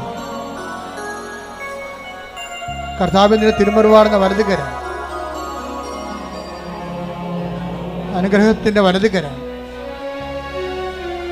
ഓരോ മക്കളുടെ മേൽ വെക്കണമെന്ന് പ്രാർത്ഥിക്കുന്നു. കർത്താവ് രോഗബാധിതർക്ക് വേണ്ടി പ്രാർത്ഥിക്കുന്നു. വാദരോഗികൾക്ക് വേണ്ടി പ്രാർത്ഥിക്കുന്നു. ഹൃദയ രോഗികൾക്ക് വേണ്ടി പ്രാർത്ഥിക്കുന്നു. കരൾ രോഗികൾക്ക് വേണ്ടി പ്രാർത്ഥിക്കുന്നു. കർത്താവിന്റെ വിശുദ്ധമായ വലതുകരം ഉയർത്തണം. അങ്ങനെ ആണിപ്പെടുത്താവുന്ന വലതുകരം ഉയർത്തണം. എല്ലാ മക്കളെയും സ്പർശിക്കണമേ. അടിപ്പിണർ പോലെ സ്പർശിക്കണമേ. വൈദാഘാതം പോലെ സ്പർശിക്കണമേ. ദൈവികമായ ശക്തി നിങ്ങളിലേക്ക് ആവശ്യിക്കട്ടെ. ദൈവികമായ ശക്തി നിങ്ങളിലേക്ക് ആവശ്യിക്കട്ടെ. ഉച്ച മുതൽ ഉള്ളങ്കാൽ വരെ കർത്താവിന്റെ രക്തം പടരട്ടെ. ഉച്ച മുതൽ ഉള്ളങ്കാൽ വരെ കർത്താവിന്റെ രക്തം പടരട്ടെ. എല്ലാ കോശങ്ങളിലും കർത്താവിന്റെ രക്തം പടരട്ടെ. എല്ലാ മാംസപേശികളിലും കർത്താവിന്റെ രക്തം പടരട്ടെ. എല്ലാ അസ്ഥികളിലും അസ്ഥിക്കുഴകളിലും കർത്താവിന്റെ രക്തം പടരട്ടെ. കർത്താവിന്റെ വലതുകരത്താൽ എല്ലാവരും സ്പർശിക്കപ്പെടട്ടെ. മാരക രോഗികള് കർത്താവിന്റെ നാമത്തിൽ മാറിപ്പോകട്ടെ. സ്ഥിരാവേദികള് കർത്താവിന്റെ നാമത്തിൽ മാറിപ്പോകട്ടെ. സൃഷ്ടി രോഗങ്ങള്, ക്യാൻസർ രോഗങ്ങള്, മക്കളില്ലാ ദമ്പതികള്, ഗർഭാശയത്തിന് കട്ടിക്കുറവുള്ളവര്, ബീജത്തിന് ഓട്ടമില്ലാത്തവര്, ജനിതകമായ തടസ്സങ്ങളുള്ളവര് യേശു നാമത്തിൽ മാറിപ്പോകട്ടെ. വൈവാഹിക തടസ്സങ്ങൾ, മക്കളില്ലാത്തവര്, വീടില്ലാത്തവര്, ജോലി ഇല്ലാത്തവര്, അമ്മേ കാനായിലെ കല്യാണത്തെ പോലെ എല്ലാ ഇല്ലായ്മകളും ആരാധന സന്നിധാനത്തിന് അമ്മ മധ്യസ്ഥം വഹിക്കണമേ.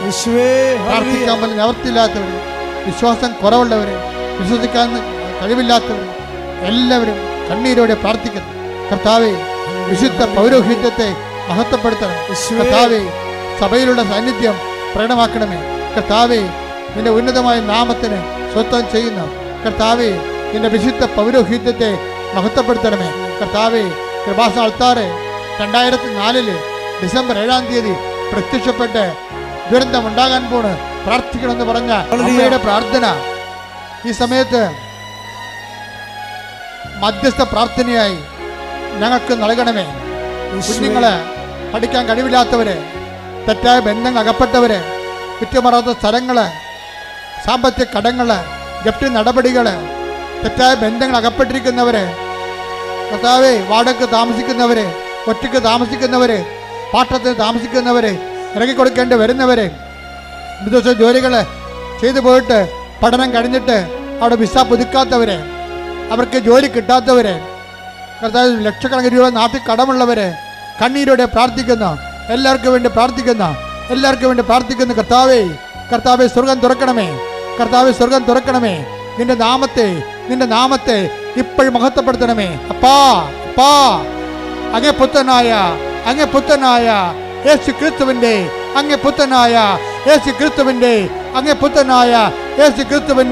ഉന്നതമായ നാമത്തില് സർവ്വ പാപങ്ങളും സർവ്വ രോഗങ്ങളും സർവ്വ തടസ്സങ്ങളും ജീവിത ദുരിതങ്ങളും യേശുവിന്റെ ഉന്നതമായ നാമത്തില് മാറിപ്പോകട്ടെ. ശ്രുതികട്ടെ.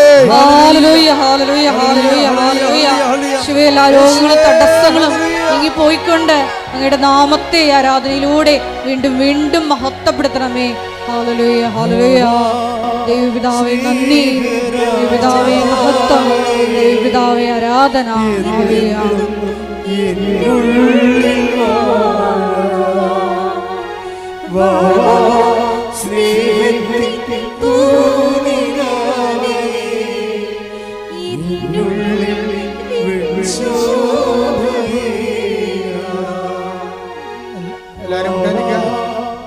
എല്ലാവരും മുട്ടേ നിൽക്കുക. മൗനമായി ദൈവകുർബാനയെ നോക്കിക്കൊണ്ട് നിങ്ങളുടെ ജീവിത സ്വകാര്യതയ്ക്ക് വേണ്ടി പ്രാർത്ഥിക്കട്ടെ. വ്യക്തിപരമായ ആവശ്യങ്ങൾക്ക് വേണ്ടി പ്രാർത്ഥിക്കട്ടെ.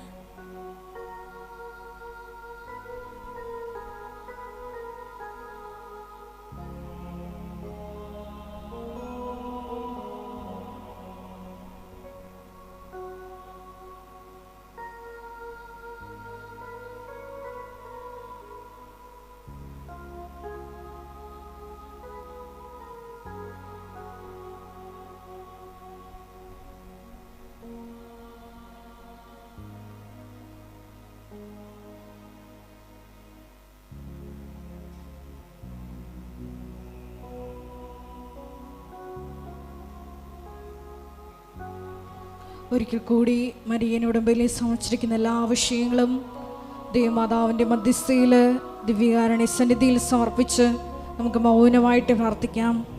വിശ്വാസത്തിൻ്റെയും പ്രത്യാശയുടെയും ദൈവസ്നേഹത്തിൻ്റെയും എല്ലാം ഘട്ടങ്ങൾ പിന്നിട്ടുകൊണ്ട് ഈശോയെ സമർപ്പണമെന്ന പുണ്യത്തിലേക്ക് ഈ ആരാധനയിലൂടെ ഞങ്ങളെ ഉയർത്തണമേ എന്ന് പ്രാർത്ഥിക്കുന്നു.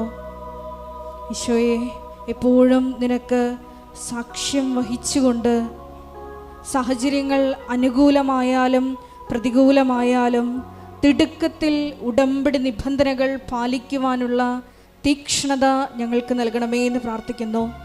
അത് കർത്താവാണ് എന്ന് കേട്ട മാത്രയിൽ എടുത്തു ചാടിയ പത്രോസിനെ പോലെ, അധികാരം സ്വന്തമാക്കിയ പത്രോസിനെ പോലെ ഞങ്ങളുടെ ജീവിതത്തിലും തിടുക്കത്തിലുള്ള സുവിശേഷ കൈമാറ്റ പ്രവർത്തനങ്ങളിലൂടെയും കാരുണ്യ പ്രവർത്തനങ്ങളിലൂടെയും എല്ലാം ഈശോയെ നിന്നെ സ്വന്തമാക്കുവാൻ അവശേഷിക്കുന്ന ഭാഗത്തിനായി ഒരുക്കി വച്ചിരിക്കുന്ന വാഗ്ദാനങ്ങൾ സക്കറിയ പ്രവാചകന്റെ പുസ്തകത്തിൽ നിന്ന് വെളിപ്പെട്ടതുപോലെ ഞങ്ങളും അവകാശമാക്കുവാൻ കരുണയാകണമേ എന്ന് പ്രാർത്ഥിച്ചുകൊണ്ട് ശിരസ്സ് നമിച്ച് നമുക്ക് ദിവ്യകാരുണ്യനാഥൻ്റെ ആശീർവാദം സ്വീകരിക്കാം.